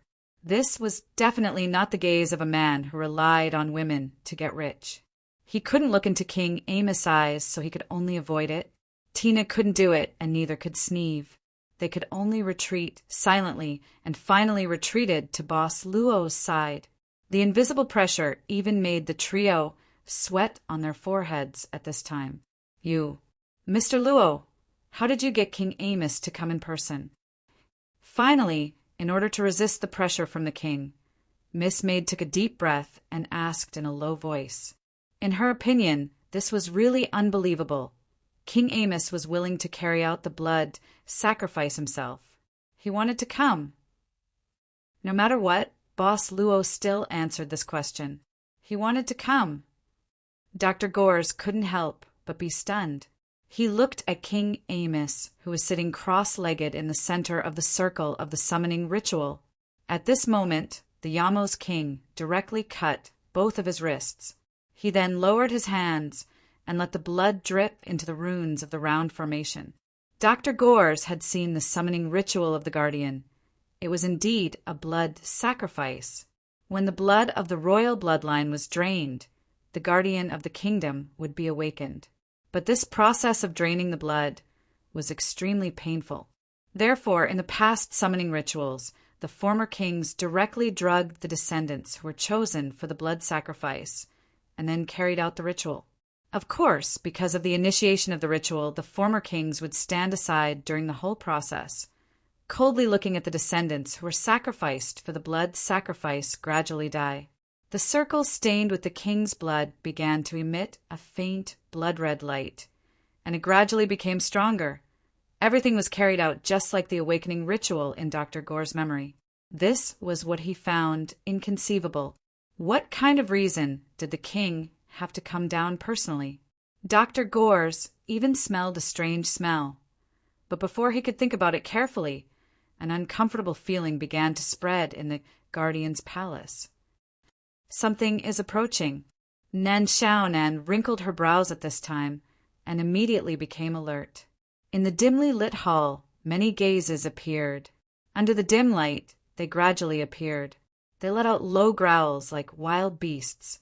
They didn't seem like humans, but they were indeed humans, the people in the king's city who became bloodthirsty and ferocious because of mutation. "How come these guys?" Dr. Gores was shocked and blurted out, "It's Wally, he's here. He's finally here." Dr. Gores' exclamation instantly touched the nerves of the mutated and bloodthirsty human army, but the dense crowd of mutated and bloodthirsty humans instantly became violent. They stretched out their hands and roared as they swarmed forward. Resistance was an instinct. No matter what plan they had, the only choice in front of the three people in the castle was to fight back. The three people in the castle took out their weapons and activated their skills, heavily knocking down the mutated humans who were charging at them. But there were too many mutated humans, and there were even professionals who participated in the kingdom tournament among them. There were strong and weak professionals, but when they worked together, they were a terrifying force. The key was this situation where they couldn't kill all of them. Nan Xiaonan didn't say anything and waved the demonic diagram. Instantly, 4 tall, humanoid king-rank monsters stood beside her and Boss Luo, like 4 terrifying guards. "You guys retreat to my side," Boss Luo suddenly said. Nan Xiaonan didn't say anything and directly hid behind Boss Luo. Dr. Gores and the other two people heard the sound and quickly shrank the battle circle. Seeing that it was about time, Boss Luo raised his hands as if he was holding something. A glowing stream of water began to appear in his palms and then flowed to the ground. Dr. Gores had seen Boss Luo use this skill before in the elven home. At this moment, the water slowly flowed. After a while, a small pool of water formed under everyone's feet. The mutated humans seemed to have met their natural enemy. They squeezed in front of the pool of water, but didn't dare to move forward. However, more and more mutated humans rushed in from behind. Finally, under the pushing and shoving, the mutated humans in the front row were pushed into the pool of water. Suddenly, the mutated humans who came into contact with the pool of water let out shrill cries. Traces of black gas surged out from their bodies. As if they were burned by flames, they rolled and screamed in the pool of water. Finally, they lost all their senses and became motionless. It's effective. Dr. Gores was pleasantly surprised. At this moment, the mutated humans suddenly became quiet. They even separated in the middle and made a path. I've long heard that you obtain the ability to have two professions. Although I already knew this, it's still more shocking to see it with my own eyes. In the path that the mutated humans made, a figure came in with his hands behind his back. The iconic mustache and charming smile. This was the image of the owner of the ancient castle, Mr. Varley, that Boss Luo saw in the ancient castle. When Mr. Varley appeared in this image that had ruled the ancient castle for many years, the eyes of the three people in the ancient castle changed slightly. Mr. Sneeve clenched the sharp blade in his hand. His hands kept shaking, and his eyes were red, but his feet seemed to be tied to a mountain and couldn't move. Mr. Varley didn't care about the three people in the ancient castle at this time. Instead, he looked at Boss Luo and smiled. Did you enjoy the game, Mr. Lost Guest? I saw a lot of exotic scenery along the way. Boss Luo nodded and said, It was indeed a good trip. It's the greatest pleasure to satisfy the guest as a host. Mr. Varley covered his chest and bowed. It's really an honor. I also thank Mr. Varley for his hospitality. Boss Luo responded with a smile. Mr. Varley straightened up at this time and said casually, In this case, I think it's almost time to end this game. With that said, Mr. Varley waved his hand. A bone-long sword quietly appeared in his hand. He casually inserted the bone-long sword directly into the floor. Almost at the same time, a black ripple emerged from the floor. It spread like a ripple.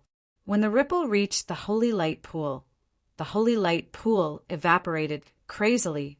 In just a moment, the holy light pool that could be used to purify mutated humans had completely dried up and disappeared. You know, in this world, there is no absolute invincible power and weapon. Mr. Varley smiled slightly. Any weapon will have an existence that can restrain it. For example, this snake devourer of all spells is specially designed to fight against Aster of Aurora. So Boss Luo silently took out total annihilation. Then what about it?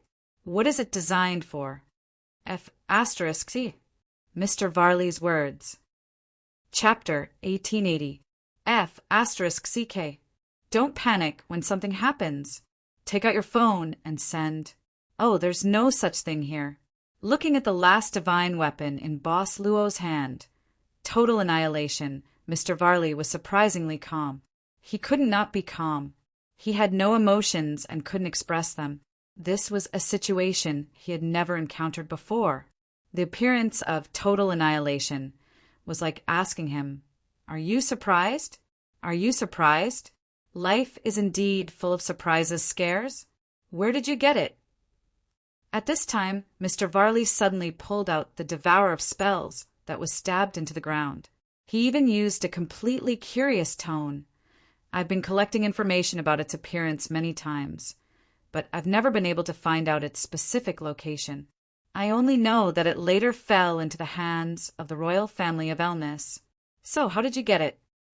Total annihilation. The last divine weapon, like the other two, had a strong anti-dragon attribute. They became famous during the battle between the first king of Elnis, King Griffith, and the Dragon King of the continent's dragon race, Light Dragon King. In the past, King Griffith wielded the Aurora's Aster and formed a dragon-slaying team with 2 other weapon users. With the dragon-slaying properties of the 3 weapons, they successfully slayed the Light Dragon King. Because of this, the 3 weapons had a legend and became the legendary 3 godly weapons. Each of them had a different function. For example, Devourer of Spells was known to be able to dissolve all attacks and could completely imprison the power of the target who used it for the first time. As for Total Annihilation, it could shoot the soul. The user who really used Total Annihilation could use the ultimate skill of Total Annihilation and release the soul arrow. Even if it was thousands of miles away, it could still shoot the soul of the target. I borrowed it from a gentleman. Boss Luo raised Total Annihilation at this time and directly stretched out his hand to pull the bowstring, but I promised to return it after leaving. As he said, Boss Luo directly released his fingers. The bowstring that was pulled back by a finger's distance instantly tightened. Only a clanging sound could be heard. Almost at the same time, at the moment when the bowstring sounded, Mr. Varley squatted down fiercely. His face was full of fear, but after he squatted down, he found that Boss Luo just pulled the bowstring casually and didn't shoot anything. "Are you toying with me?" Mr. Varley's pupils contracted slightly, and his hand that was holding the snake devourer of all spells trembled slightly. "I didn't put an arrow on the bowstring," Boss Luo said casually. "Why would I deliberately tease Mr. Wally?" "You clearly have it." Mr. Varley gritted his teeth and cursed inside. He dared to do that in front of Gores, Sneeve, and other servants who worked in his castle. That's right, he was clearly toying with him. Dr. Gores also thought so at this time, and shouted loudly in his heart, "I know. He did it on purpose. I've experienced it. I understand." The doctor, who was filled with inexplicable grief and indignation, almost wanted to make a sound. You're bluffing." Mr. Varley suddenly snorted coldly. He sneered and said, "I was almost fooled by you. Although I don't know where you got Total Annihilation, you can't have a class that can cooperate with Total Annihilation." Mr. Varley's thought came, and his confidence grew. "You already have 2 classes, and it's the ultimate class of the Holy Light. This is already the limit of a servant. You can't have a 3rd class. This is what I confirmed after spending countless time and effort to explore this chessboard world. So, even if you got Total Annihilation, you just got a good-looking and harder wood. You can't use it at all." That's right. Yes, that's it. My idea is correct. I really don't have a 3rd class." Boss Luo lowered Total Annihilation at this time, and then said with a serious face, "So I really didn't mean to tease you. I just pulled the bowstring out of curiosity." Mr. Varley almost spat out the blood of the last century. "I didn't see it. This guy looked like a gentleman on the outside. How could he be so mischievous all of a sudden, and so fatally so? He really minded that instinctive squatting just now. It was simply a trampling on his perfect image." "Enough." Mr. Varley slowly exhaled at this time and said expressionlessly, "You are not a tourist who came to my castle because the car broke down. Probably my sister sent you here." Boss Luo couldn't help but be stunned. He was really stunned. How could Varley think so? However, Dr. Gores frowned at this time and quietly glanced at Boss Luo. His eyes were a bit strange. "You don't have to quibble." Mr. Varley sneered and said, "Yes, outside the chessboard, my sister seemed to be fighting with your female companion. But it was just an act for me to see, right? I know very well what Gong Lina is thinking. Over the years, she would send people here every now and then. There were demon hunters, inhumans, and even more ordinary people. There was even a lucky young master from the Bohemian family who was created by someone. She used these people to test my control over the chessboard again and again. In fact, all of this is very reasonable. Mr. Varley chuckled and opened his hands. Why have you been so successful since you entered the chessboard? Not only can you become stronger quickly, but you can also perfectly restrain my servants. Don't you think I can see that it's my sister's hands that are pushing you behind the scenes? Only she knows my action pattern and my preferences. So, well, in the end, she successfully used the function card to directly put my real body into the chessboard. Listening to Mr. Varley's words at this time, Boss Luo was a little moved. In fact, Mr. Varley's opinion was really reasonable to some extent. Boss Luo's existence would naturally give birth to reasonable reasons for all the unreasonable things, as a reasonable explanation for his initiative to intervene in everything. If you don't speak, I guess you agree. Mr. Varley said indifferently, You should have been trained by Gong Lina for a long time before coming here, so you know my preferences, how to deal with me, and so on. Humph. I know what Gong Lina is thinking, but it is clear that she was too hasty this time. I am afraid that my sudden invitation made her have no choice but to launch her plan against me in advance, or perhaps the internal strife of the clan is too disadvantageous for her, so she had no choice but to take such a dangerous step. But it doesn't matter. She will soon know the consequences of teasing me. Let's assume it's true. Boss Luo followed Varley's thoughts at this time and asked curiously, How do you plan to fight back against Miss Gong Lina? Mr. Varley is now also her follower. You don't need to know what I will do. Mr. Varley said indifferently, You only need to understand one thing. You have been smooth and powerful all this time, but it's just artificially created. I'm afraid this is the most comprehensive strategy that Gong Lina has exchanged for the consumption of the chess pieces sent into the chessboard to fight with me for so many years, right? The truth is indeed like this. You have indeed caused me to fall into a trap many times. Even my servants seem to have seen hope that shouldn't exist. Thus, they unknowingly lean towards you and Gong Lina, who is standing behind you. Mr. Varley's eyes instantly looked at Dr. Gore's and the other two. Dr. Gore's couldn't help but look pale. Ms. Maid's body trembled slightly. Only Sneeve looked at him without fear at this time. His eyes were full of resentment and hatred. Mr. Varley sneered and waved his hand lightly, but it doesn't matter. I can get as many servants as I want from the inhuman territory. I don't care. So, you seem to be sure that you have one? Nan Xiaonan suddenly sneered at this time. According to the current situation, you don't seem to have any advantage. Right, Mr. Varley? Damn it, Mr. Varley shouted at this time.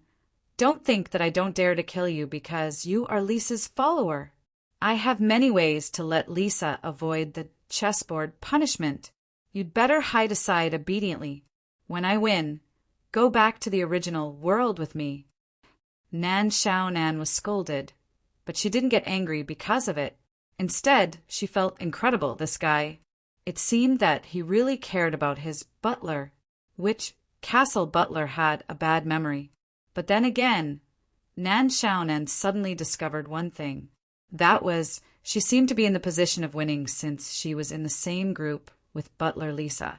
She could win if she followed Mr. Luo. If Mr. Varley won unexpectedly in the end because of Mr. Butler, she actually could still win? Oh. Nan Xiaonan turned out to be the real goddess, the queen of the grand finale. You are lucky. Boss Luo looked at her at this time and smiled casually. Nan Xiaonan shrugged and said, How is this luck? This is clearly bad luck. Mr. Luo, do you think I am the kind of person who swings from side to side? Boss Luo looked at her meaningfully. Nan Xiaonan suddenly felt wronged. She said pitifully, Do I really have to dig out my heart to prove it to you? Not only was she pitiful, but her voice was even a little tired. Sure enough. Mr. Varley shook his head at this time. Human beings are so superstitious at any time. As a vested interest, do you really think that with Gong Lina's so-called strategy you can defeat the real owner of the chessboard that has been operating for countless years in this chessboard world? While sneering, Mr. Varley opened his palm. A stone fragment engraved with ancient oracle bone inscriptions slowly floated out of his palm.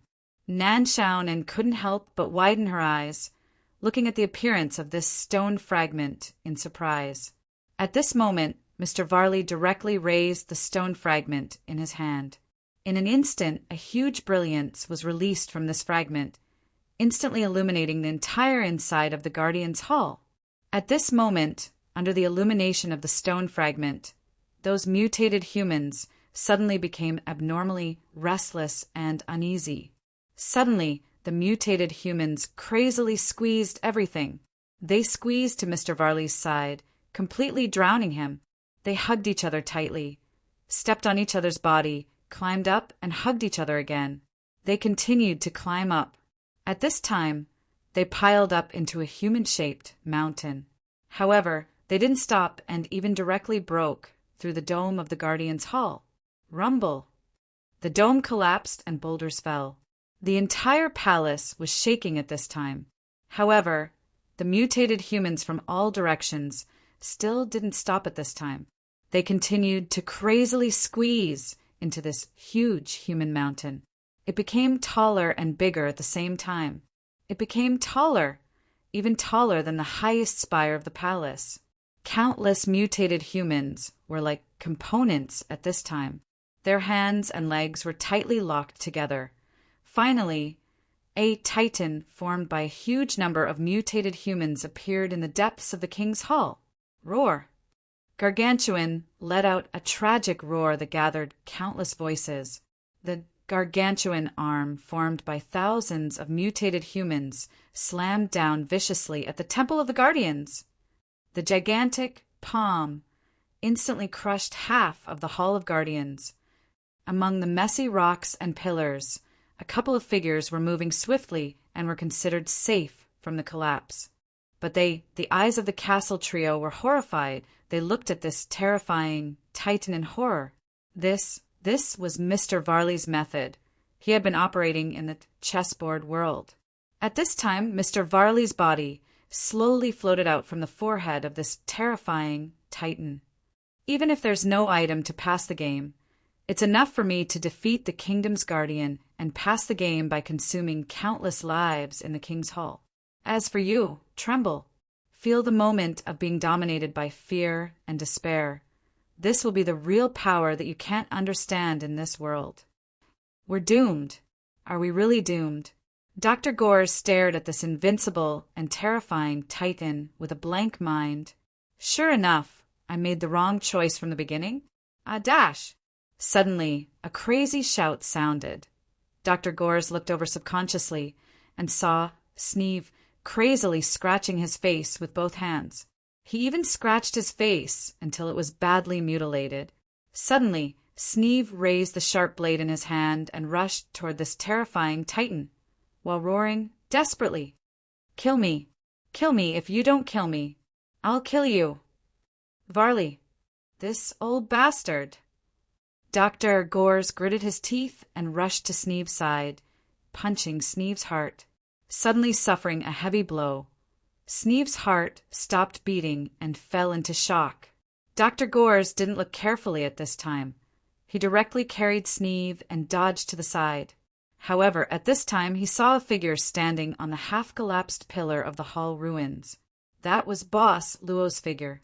At this time, Boss Luo held Total Annihilation in his hand and made a bow-drawing action. The bow was now facing this terrifying titan. I said, "You don't have a third profession at all." Mr. Varley laughed loudly. "What are you going to use to shoot me?" Boss Luo stretched out his hand, and Aurora's aster appeared in his palm. Then he directly placed Aurora's aster on the bowstring of Total Annihilation. He pulled the bowstring to half full and pointed the blade at the terrifying titan's forehead. In an instant, Aurora's aster burst out with a brilliant light. This light even flowed into Total Annihilation. Suddenly, Total Annihilation released a large amount of blazing aura. There's a hint: as long as 2-3 godly weapons are combined, you can use a combination skill. Boss Luo looked at Mr. Varley and said, Don't you know? I don't know. I've never held 3 godly weapons at the same time. Go to hell. Chapter 1881. A huge whirlpool-like power gathered on Aurora's aster. This kind of powerful energy fluctuation made Wally feel that his life was in danger. What was shot out was Aurora's aster, not Apocalypse's ultimate skill, Battle of Souls. His soul wouldn't be killed, but his body would definitely be. Without a body, the soul would lose its carrier. Even if the soul didn't die, it would have no ability to resist. He would die anyway. This was the fact that he was defeated by Varley at this time. It's impossible. No matter how Gong Lina stole the information of chessboard, she couldn't let you get 2 godly weapons. It's impossible. This isn't real. Wally's body was fused with Giant, and he was struggling in fear and panic. It seemed like he wanted to get out of the Giant's connection.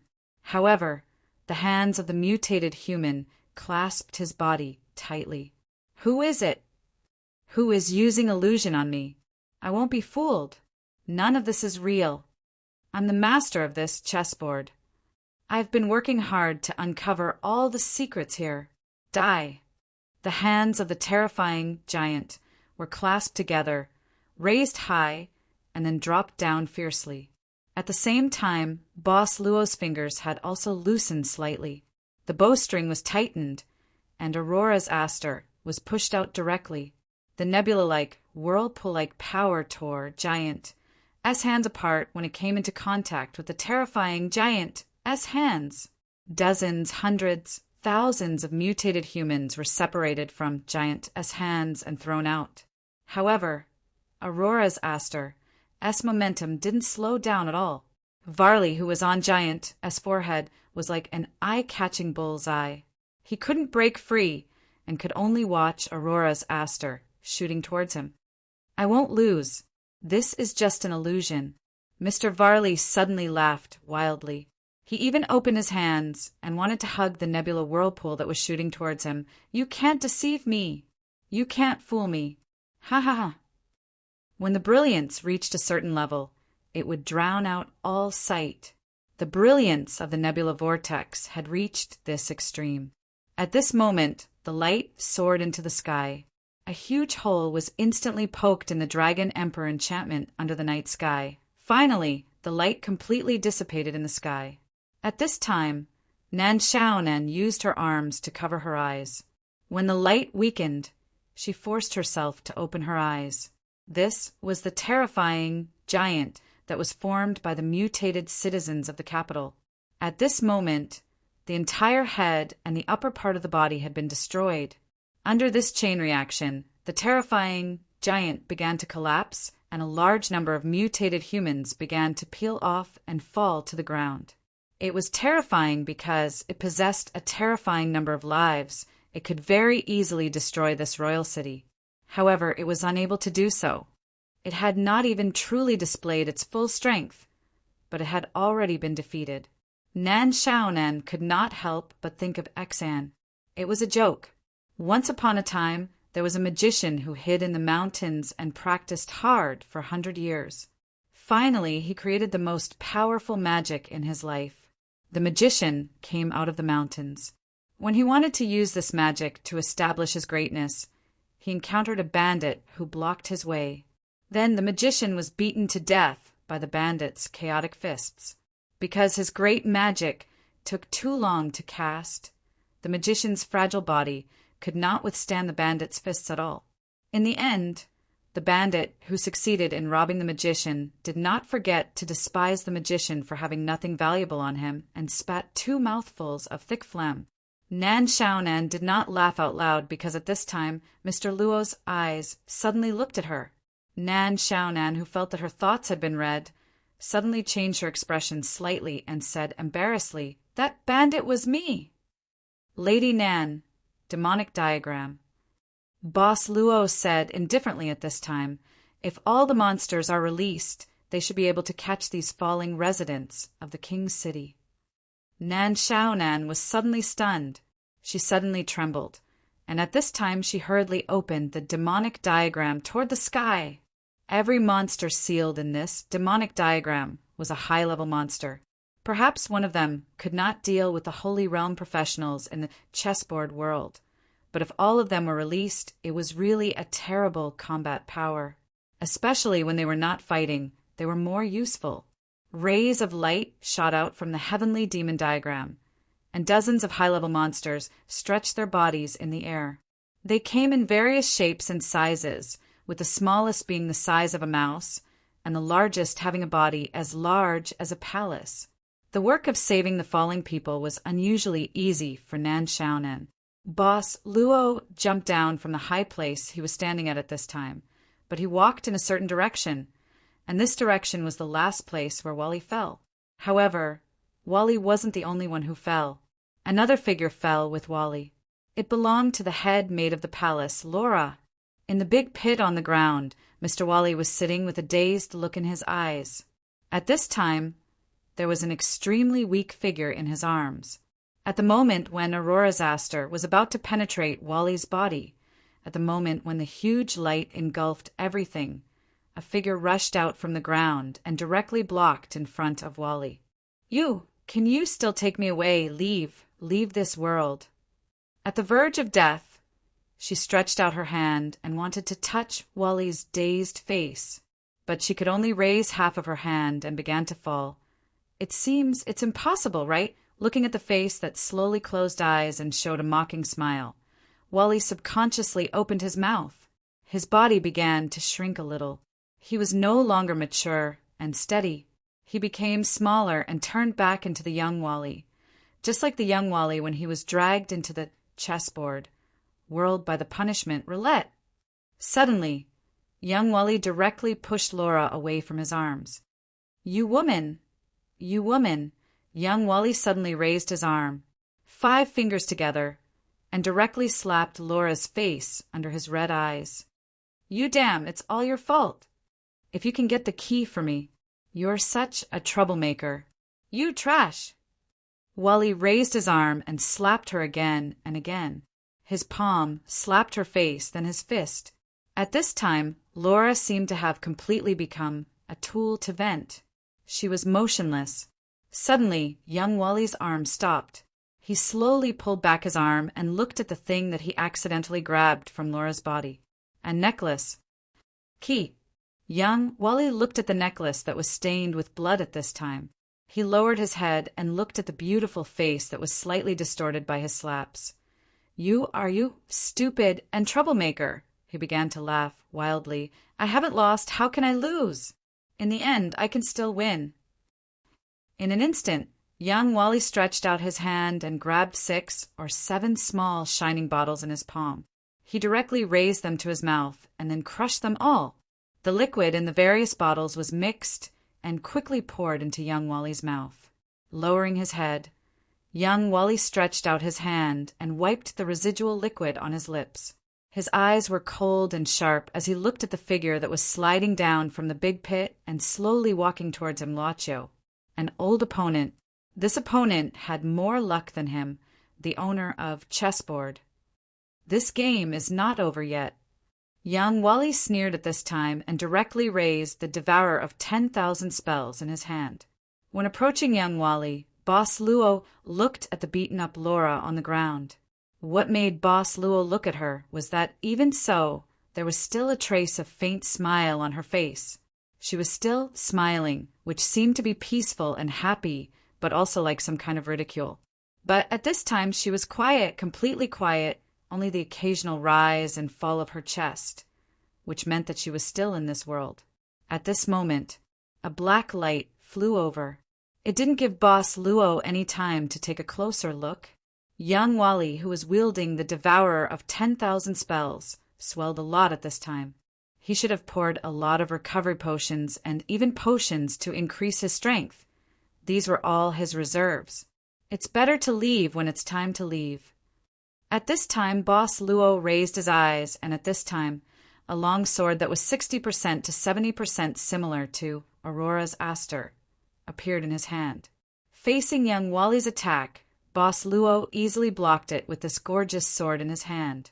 Sometimes having the opportunity to give a curtain call to the audience will reduce a lot of regrets. For example, Miss Laura, if she fainted a little later, I'm afraid that she wouldn't have this smile on her face now. The gorgeous sword directly twisted the devourer of 10,000 spells.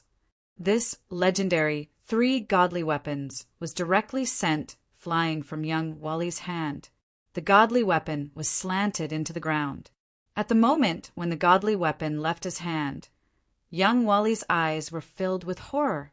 He panicked and stepped back, looking at the gorgeous sword in Boss Luo's hand inconceivably. What kind of weapon is this?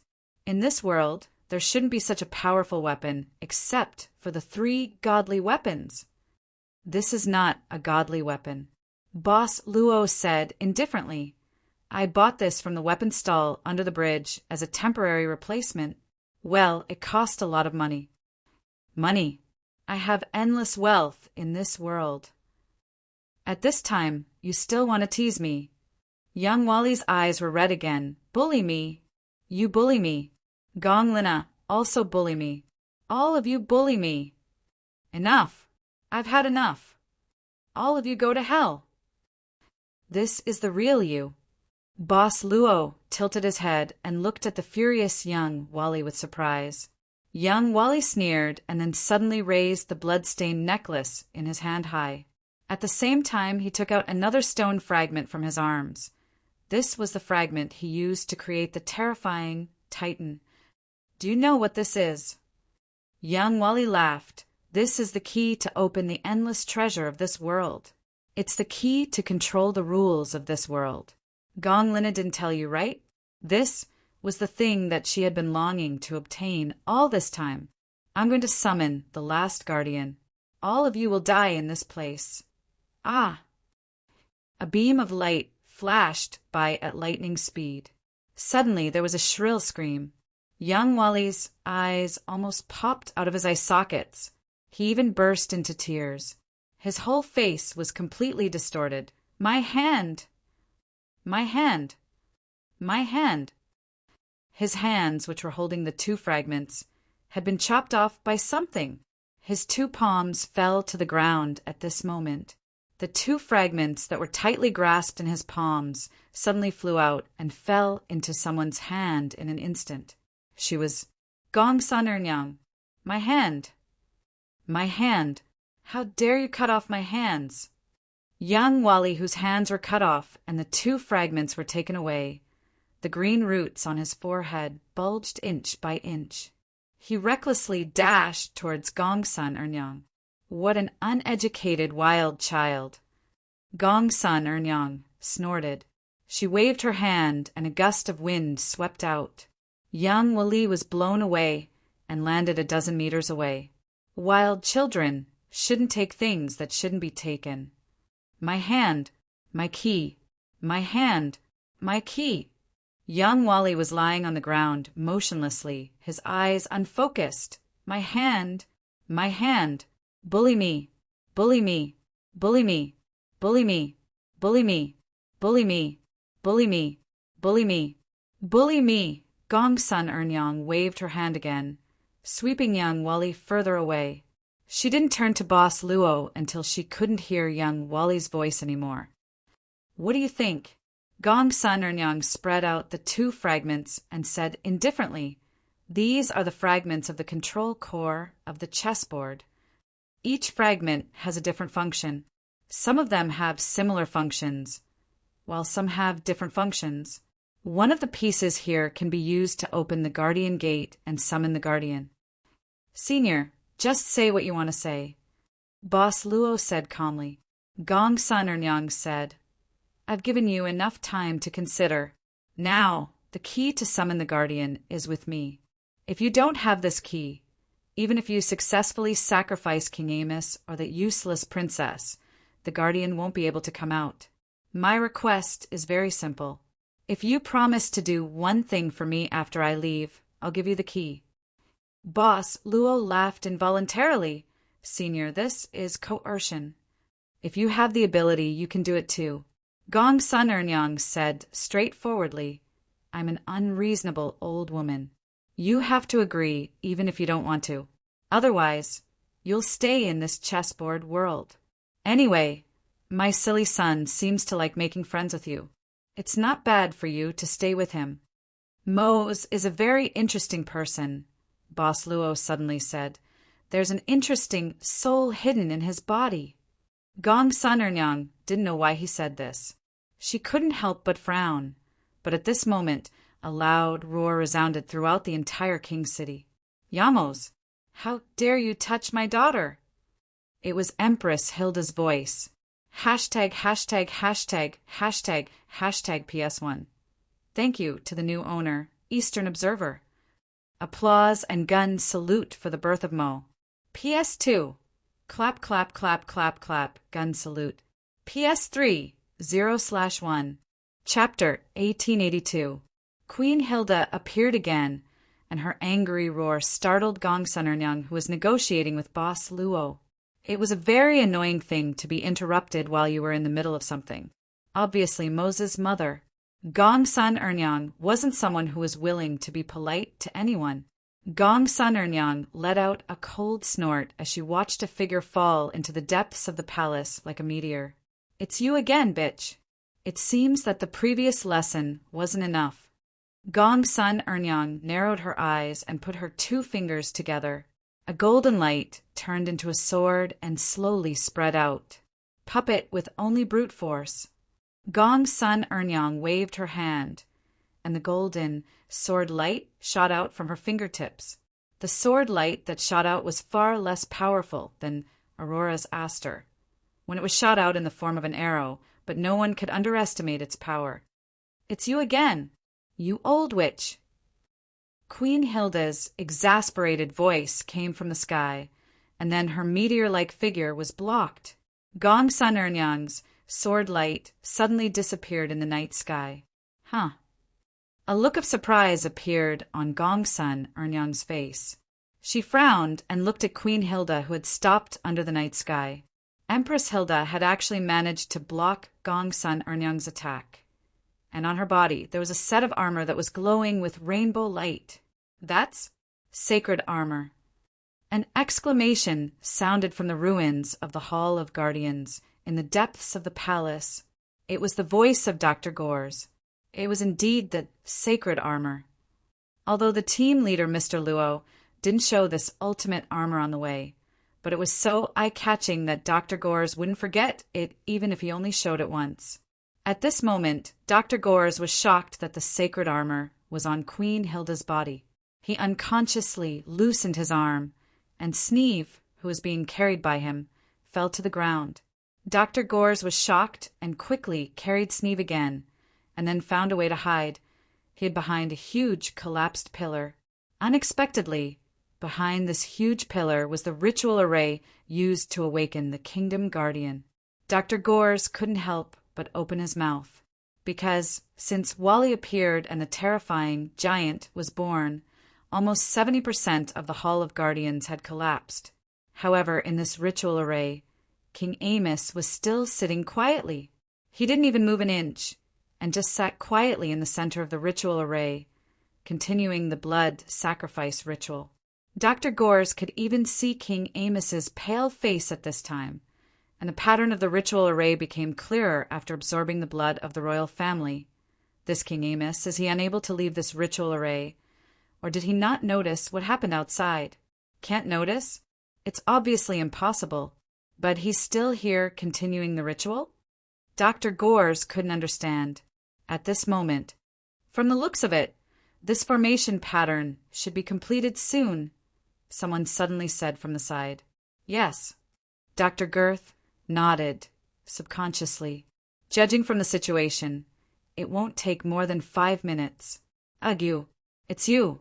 Why are you here? Dr. Gores suddenly jumped up, shocked and angry, and nervously stared at the person who suddenly talked to him. Peace between man and nature. At this moment, peace between man and nature was squatting on the ground, with a faint smile on her face, looking at him, which made Dr. Gore's hair stand on end. Sure. Peace between man and nature quickly made a shushing gesture, and then pointed to the sky.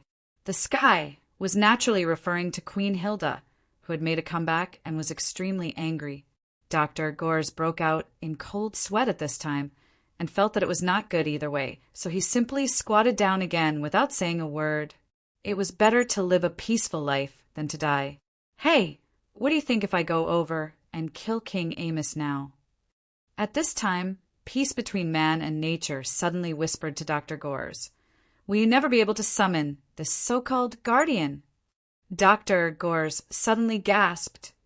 He suddenly realized a very serious problem that he had neglected for a long time. That was the problem of summoning the guardian.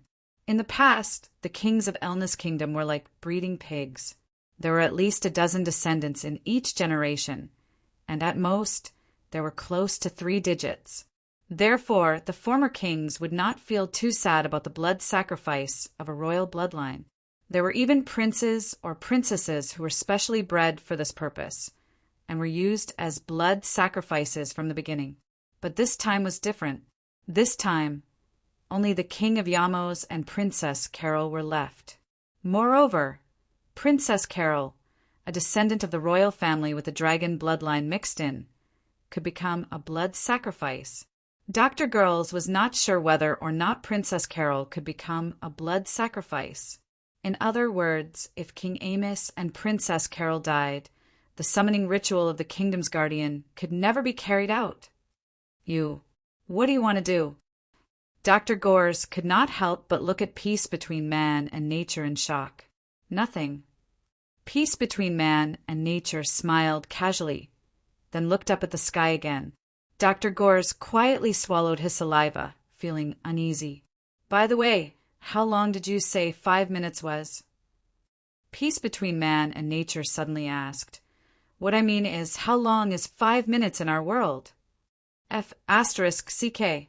Could it be that this guy wanted to take advantage of the last moment of the ceremony to attack the Yamos king? Very long. At least 10 or 20 centimeters. It seems that it will be soon. Peace between man and nature chuckled, then pulled out her sword, and even took a handkerchief to gently wipe the blade. Dr. Gores subconsciously moved away a little, but he thought that in front of peace between man and nature's strength, even with all the power he had obtained as a servant, it seemed that he could not escape from her sword. He couldn't help but stop. He thought to himself in a self-deprecating manner, "No matter if it's me, Wally, or even the servants who entered the chessboard world before, they have always regarded this world as a place where they can make money as they wish. There are benefits everywhere, and the creatures in the chessboard world are tools that can be discarded at will. Perhaps they will also be devoured by the people in the chessboard world one day. Have we been underestimating this world all this time?" At this moment, a figure quickly flashed in front of him.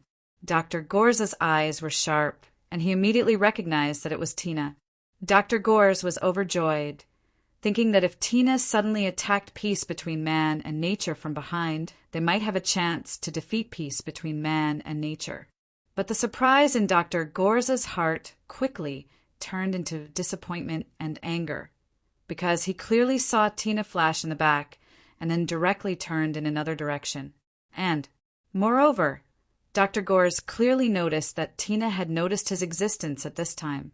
"Where is she going?" "Your expression is quite rich."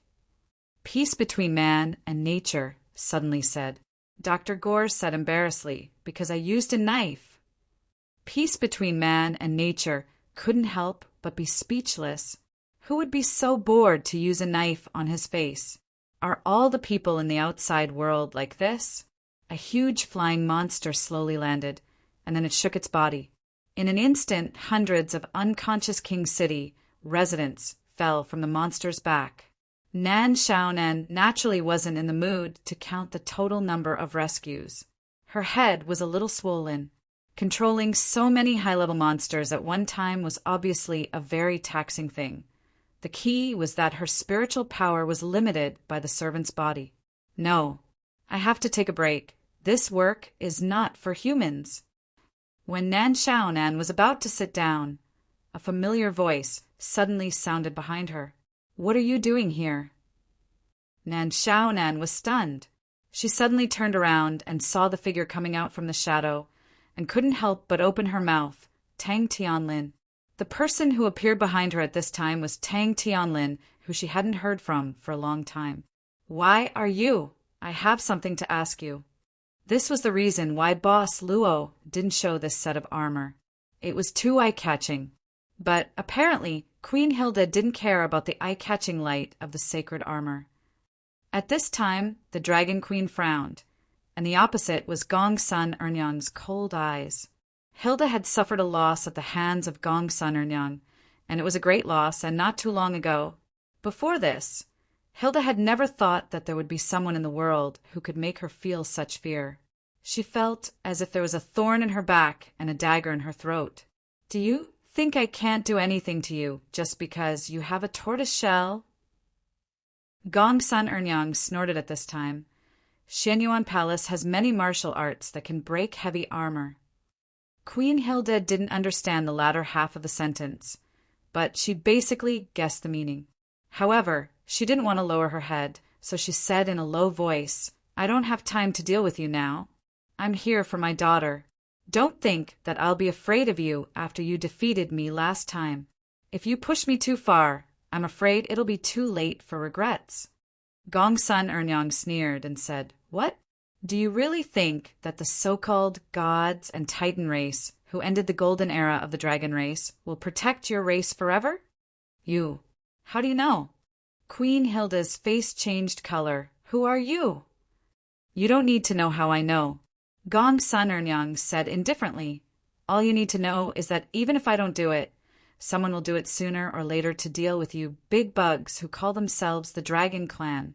You can't escape the cycle of reincarnation. The destruction of the Titan clan is a reflection of your future. Queen Hilda's face changed color again. She gritted her teeth, left Gong Sun Ernyang, and rushed into the depths of the broken Palace of Guardians. Where are you going? But Gong Sun Ernyang refused to let her go. Keeping you around is also troublesome. Since someone will come to deal with you sooner or later, I might as well accept this task now, so that I don't have to worry about my eyes in the future. Dragon binding hands. Boss Luo saw a golden dragon-like stream of air rushing out from Gong Sun Ernyang's palm and wrapped around Queen Hilda. The golden dragon-like stream of air instantly turned into a hard rope, and Queen Hilda was directly pulled back by Gong Sun Ernyang. You injured my child last time. Do you think that by taking my sword you can forget about it? When Queen Hilda was pulled back, Gong Sun Ernyang didn't say anything and directly pressed her palm on Queen Hilda's sacred armor. A heavy sound was heard, and Queen Hilda instantly spat out a mouthful of blood. This was because the sacred armor absorbed most of the power from the palm. The remaining part of the wound was enough to make her spit out blood. It wasn't that she was so weak as the Empress of the Dragon Clan, but it was because of her current physical condition. The Dragon Clan's jewel was quickly providing her with the power she had been storing, but the origin that Tang Tianlin had stolen from her body could not be replenished. What was her current situation? Her body was very fragile, very fragile. However, because of the power stored in the orb, her strength was much stronger than before. Furthermore, with the divine armor, S-defense, Queen Hilda felt that she could handle it. You witch! After spitting out a mouthful of blood, Queen Hilda's eyes were filled with murderous intent due to the new and old grudges. The power that had been stored in the orb for many years was instantly locked into Quark's heart of the saint that hadn't fully matured yet. Immediately, a terrifying killing intent erupted from the dragon race's empress. Murderous cries filled with murderous intent seemed to ring out all around her. Gong Sun Ernyang saw this and frowned slightly surprised. You bitch, I haven't seen you for a while and you've improved a little. Boom, boom, boom, boom. With the help of Quark's incomplete heart of the sanctuary, Hilda Dragon Emperor was like a warrior who had gone berserk on the battlefield. She attacked Gong Sun Ernyang in a frenzy. Her tremendous power was rising steadily, increasing the speed of her attacks. In just a few breaths, the originally calm Gongsun Ernyang gradually showed signs of avoiding the attack. Why are these two fellows fighting again? Nan Xiaonan's voice came from beside Boss Luo, who was watching the battle. Nan Xiaonan rolled up her sleeves and rubbed her forehead with her arm, looking tired as if she had just returned from moving bricks at a construction site. Mr. Luo, I've saved the people you wanted me to save, but they hurt themselves, so I can't do anything. None of the monsters in the demonic diagram have healing abilities. It's too biased. So, how did these two get into a fight? Boss Luo thought for a moment and said slowly, generally speaking, it's probably for the sake of the child. For the sake of their child? Nan Xiaonan could not help but blink. In other words, it's like the kind of fight between two parents in kindergarten? Something like that. Boss Luo nodded at this moment, then looked at Nan Xiaonan and suddenly asked, "By the way, Lady Nan, did you meet Mr. Tang?" "Just touched me." Nan Xiaonan opened her mouth subconsciously at this moment, and her expression became flustered. She quickly said, "No, we're just running into each other. I didn't touch him. No, he didn't touch me. No, we didn't touch each other." "Then I'll believe Lady Nan," Boss Luo said with a casual smile. Nan Xiaonan was about to say something, but she was suddenly stopped by Boss Luo's words. She could not help but smile bitterly. "Believe? Aren't you afraid that you'll crush a weak person like me?" "Lady Nan doesn't seem like such a weak person," Boss Luo said with a smile. "Otherwise, you wouldn't have been able to swim freely in the cracks of the dimension." Nan Xiaonan squinted.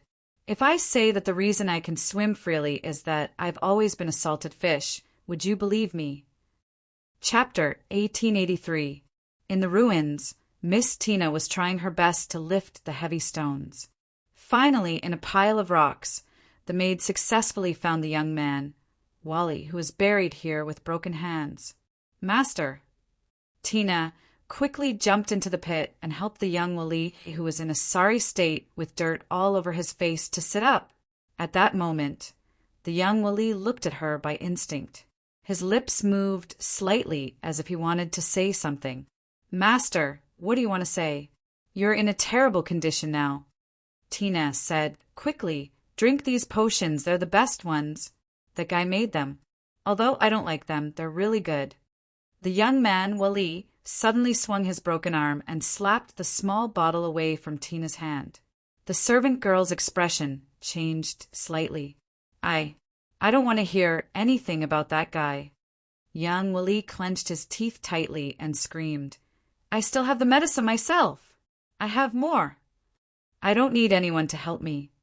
As he spoke, a small bottle appeared out of thin air and fell to the ground. But Wally couldn't pick it up because his hands were cut off. Seeing this, the servant girl reached out to pick it up silently, but was pushed away by Wally's shoulder. "I don't need anyone to pity me. I can do it myself." Tina laid on the ground. Just when she was about to get up, she saw young Wally lowering his head and picking up the small bottle on the ground with his mouth, like a hungry dog looking for food. He raised his head and crushed the bottle with his teeth. He even swallowed the fragments of the bottle and the potion. Then he pursed his lips tightly, and his body couldn't help trembling. Many granules quickly grew out of the wounds on his broken hands. At this time, the young Wally's face was extremely pale, but he stood up little by little. "I've decided. I won't leave." "Wally looked crazy. Stay here. No one can win this game. Don't even think about winning against me." "Master." The servant girl looked at Wally in a daze. Young Wally calmed down at this time. He sighed slowly and said expressionlessly, "Tell Tiff she can wake up now. Tell her that I need her now." Although the chessboard's Royal City Circle is like the Elven Village, cutting off the connection between servants and masters, but as conjoined twins, you have the ability to break through this barrier. This is the most special and most important ability that belongs to me. "Yes." The servant girl nodded silently. Master Wally was right. That was why they were needed. From the fate of being spurned, they had the qualification to be needed. and they survived and had the names of Tiff and Tina. At this moment, he was somewhat surprised because he could clearly see the battle between Empress Hilda and second Madame Gongsun. It could be said that the movements of Empress Hilda and Gongsun Ernyang were extremely slow in front of him. He could only see them very clearly. Old Tang had always been puzzled about one thing: how powerful was he now? I always feel that even if I intervene in such a battle, it won't be very difficult. Such a thought flashed in Tang Tianlin's mind. He was soon shocked by his own idea and thought that it might be an illusion. Yes, it was just like one of the three great illusions in life. I can counterattack an illusion. At this time, he was approaching the depths of the Guardian's palace. However, on the way, a figure lying on the ground made old Tang stop. He recognized the identity of the person lying on the ground. He had seen her before. She was the head made of Princess Carol Laura.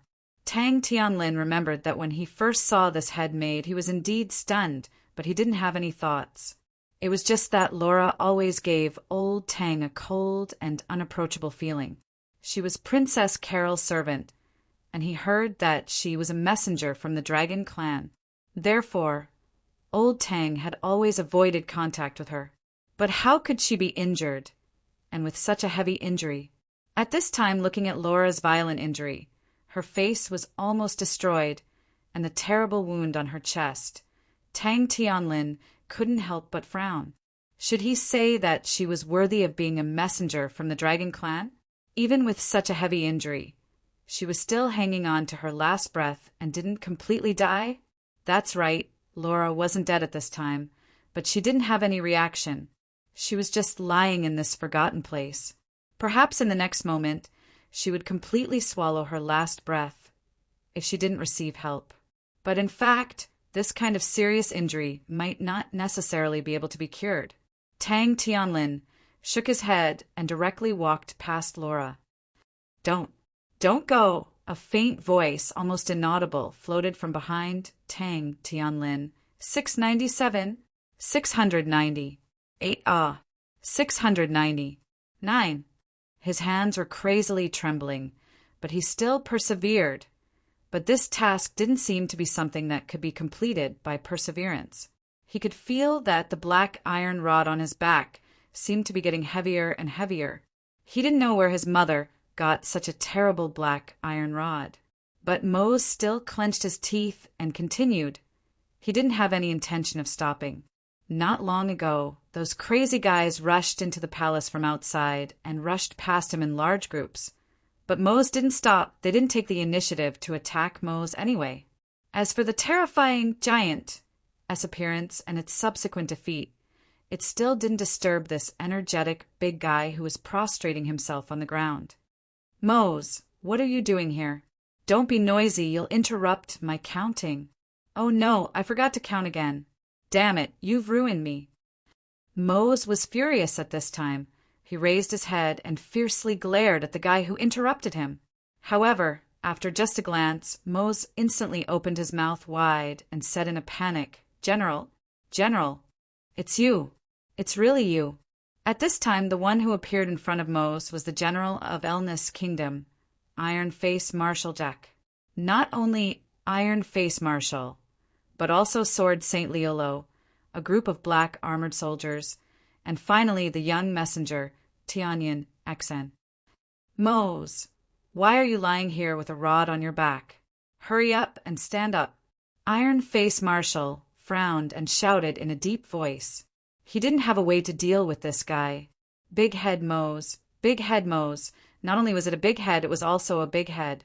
Even so, even Jack himself couldn't help but marvel at Mose's terrifying natural strength sometimes. No, my mother said that I can't stand up until I do 1,000. Then I added another 1,000.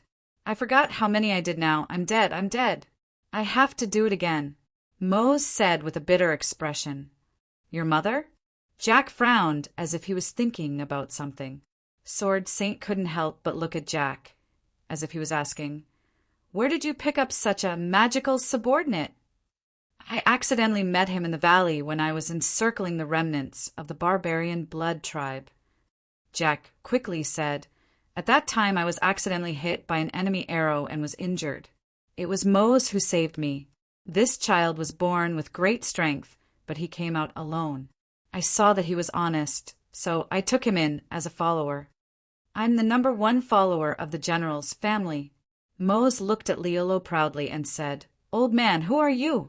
I don't think I've seen you before. Are you a friend of the general?" This isn't the little guy. Little guy, you're here too." Following Moses' line of sight, one could see that he was looking at the young messenger hidden in the crowd. Messenger's Tianyin. However, the moment Mose recognized him, Messenger's Tianyin lowered his head, as if he wished he hadn't been recognized. What an interesting young man. Sword Saint Liolo shook his head. He hadn't seen such a spirited young man in a long time. It wasn't that he was fond of talent, but he just found him interesting. "Young man, don't lie on the ground. Get up. No matter what reason you have. Now is not the time to do such things." As he said this, Liolo reached out to grab the black iron rod on Moses' back. He said subconsciously, "Even if you're training with this thing on your back, it's too useless. This iron rod?" Sword Saint's eyes narrowed. His entire body was bent over, frozen in place. His hand was still holding the black iron rod on Moses' back, but he couldn't lift it. He really couldn't lift it. With his strength as a kingdom sword saint, a human sword saint, he couldn't lift this ordinary black iron rod, not even an inch. "What's wrong?" Jack obviously sensed that something was wrong with Sword Saint and couldn't help but ask in a low voice. "This iron rod is strange." Sword Saint frowned and said, "I can't lift it." "You?" Jack obviously didn't believe him, so he tried to lift it with his own hands. But even when he used both hands, he still couldn't lift Moses' rod. "General, don't mention it. My black iron rod is really heavy and hard. If you mention it again, I'm afraid you'll hurt your waist." Mose said in fear and trepidation, "My mother said that if an old man's waist can't be lifted, the lower half of my body will be ruined." "Get up." Marshal Jack snorted. "Mose, I order you to get up now." "No. My mother said that if I don't finish, I'm not allowed to get up." Mose was in a dilemma. "Are you not going to listen to my orders?" Marshal Jack snorted. "I haven't seen your so-called mother, but I'm right in front of you. Who do you listen to?" Mose struggled for a moment. Then his face became serious. "I'll listen to my mother. General, you've raised me for 3 years, but my mother has raised me for more than 10 years. My mother is definitely older than you. You big head, Mose." At this moment, Jack didn't know whether to laugh or to cry or to fly into a rage out of humiliation. In the end, he sighed and said, "Forget it. You should tell me why you are here. Also, where is your mother so that I can pay my respects to this hidden expert?" "My mother isn't tall?" Mose said seriously. "When I grew up, my mother only reached my chest." "Mother?" Mose was shocked. His head was stretched, and he stared at the 2 balls of light that were crazily colliding in the night sky. That was the battle between Gong Sun Ernyang and Queen Hilda. "That's Queen Hilda." Sword Saint Liolo couldn't help but be shocked. His face was full of astonishment, and he said in surprise, "You're saying that the one who's fighting Queen Hilda equally is your mother?" "Yes." Mose nodded, and then said, "But they're not equally matched. My mother hasn't used her full strength yet. If she did, it wouldn't be like this." What would it be like? Sword Saint couldn't help but ask. The iron rod that he couldn't lift, and the fact that Gong Sun Ernyang was fighting Queen Hilda, was defeated in front of him. What would it be like? Mose thought for a while, and then took a deep breath and said quickly she would probably put her hands on her hips and then raise her eyebrows. Then she would say loudly, "Mose, you son of a B***, I told you to plow the field, but you went to sleep in Old Wan's daughter-in-law's room next door. I'll beat you to death, you son of a B***, tch." It's very scary. Sacred Swordsman Ryuro instinctively glanced at Marshal Jack beside him. At this moment, the marshal replied with a deep gaze, "See? Do you know my pain now? This is what this guy is like. He's the kind that can make you die of anger." Sword Saint shook his head, and then suddenly said in a low voice, "I don't know about Moses' mother, but I didn't expect that she would be a hidden master who could force Hilda into such a situation. I'm afraid." Marshal Jack didn't say anything, and just looked at the Hall of Guardians in the depths of the palace. At this moment, a beam of light suddenly rushed into the sky from the Hall of Guardians. This beam of light was different from the one that defeated the terrifying giant and broke the Dragon Emperor enchantment. That beam of light was sharp and dazzling, but this one was extremely gentle. "We have to be quick." Sword Saint Leolo frowned. Without waiting for Jack to react, he turned into a stream of light and charged towards the Hall of Guardians. "It's almost done." Behind the pillar, Dr. Girth's voice sounded a bit solemn. The runes on the magic circle used for the summoning ritual had been fully unfolded. Obviously, the magic circle had absorbed enough blood of the royal family, and now it was releasing something. The mixed light rushed into the sky, and King Amos, who was in the center of the magic circle, had lowered his head. His chest was moving up and down lightly, but his breath was weak. At this moment, Peace Between Man and Nature suddenly stood up with her sword. Dr. Gores was startled and said with a trembling voice, What do you want to do?" "I want to see if my sword can cut King Amos this time." Peace Between Man and Nature shrugged, just once. At this time, Dr. Girth gritted his teeth and suddenly stood up. At this point, he couldn't keep silent anymore. If the summoning ritual was destroyed, he was afraid that he would never be able to leave the chessboard, or even never. "You forced me to do this," Dr. Gores said coldly. Peace Between Man and Nature chuckled, and her finger flicked the blade of her sword. The sword hummed. At this moment, Dr. Gores picked up Sneeve, turned around, and ran. "Wait! I won't let you go." Peace Between Man and Nature's sword was still humming, shaking his head. He jumped out and landed in the center of the summoning ritual, right in front of King Amos.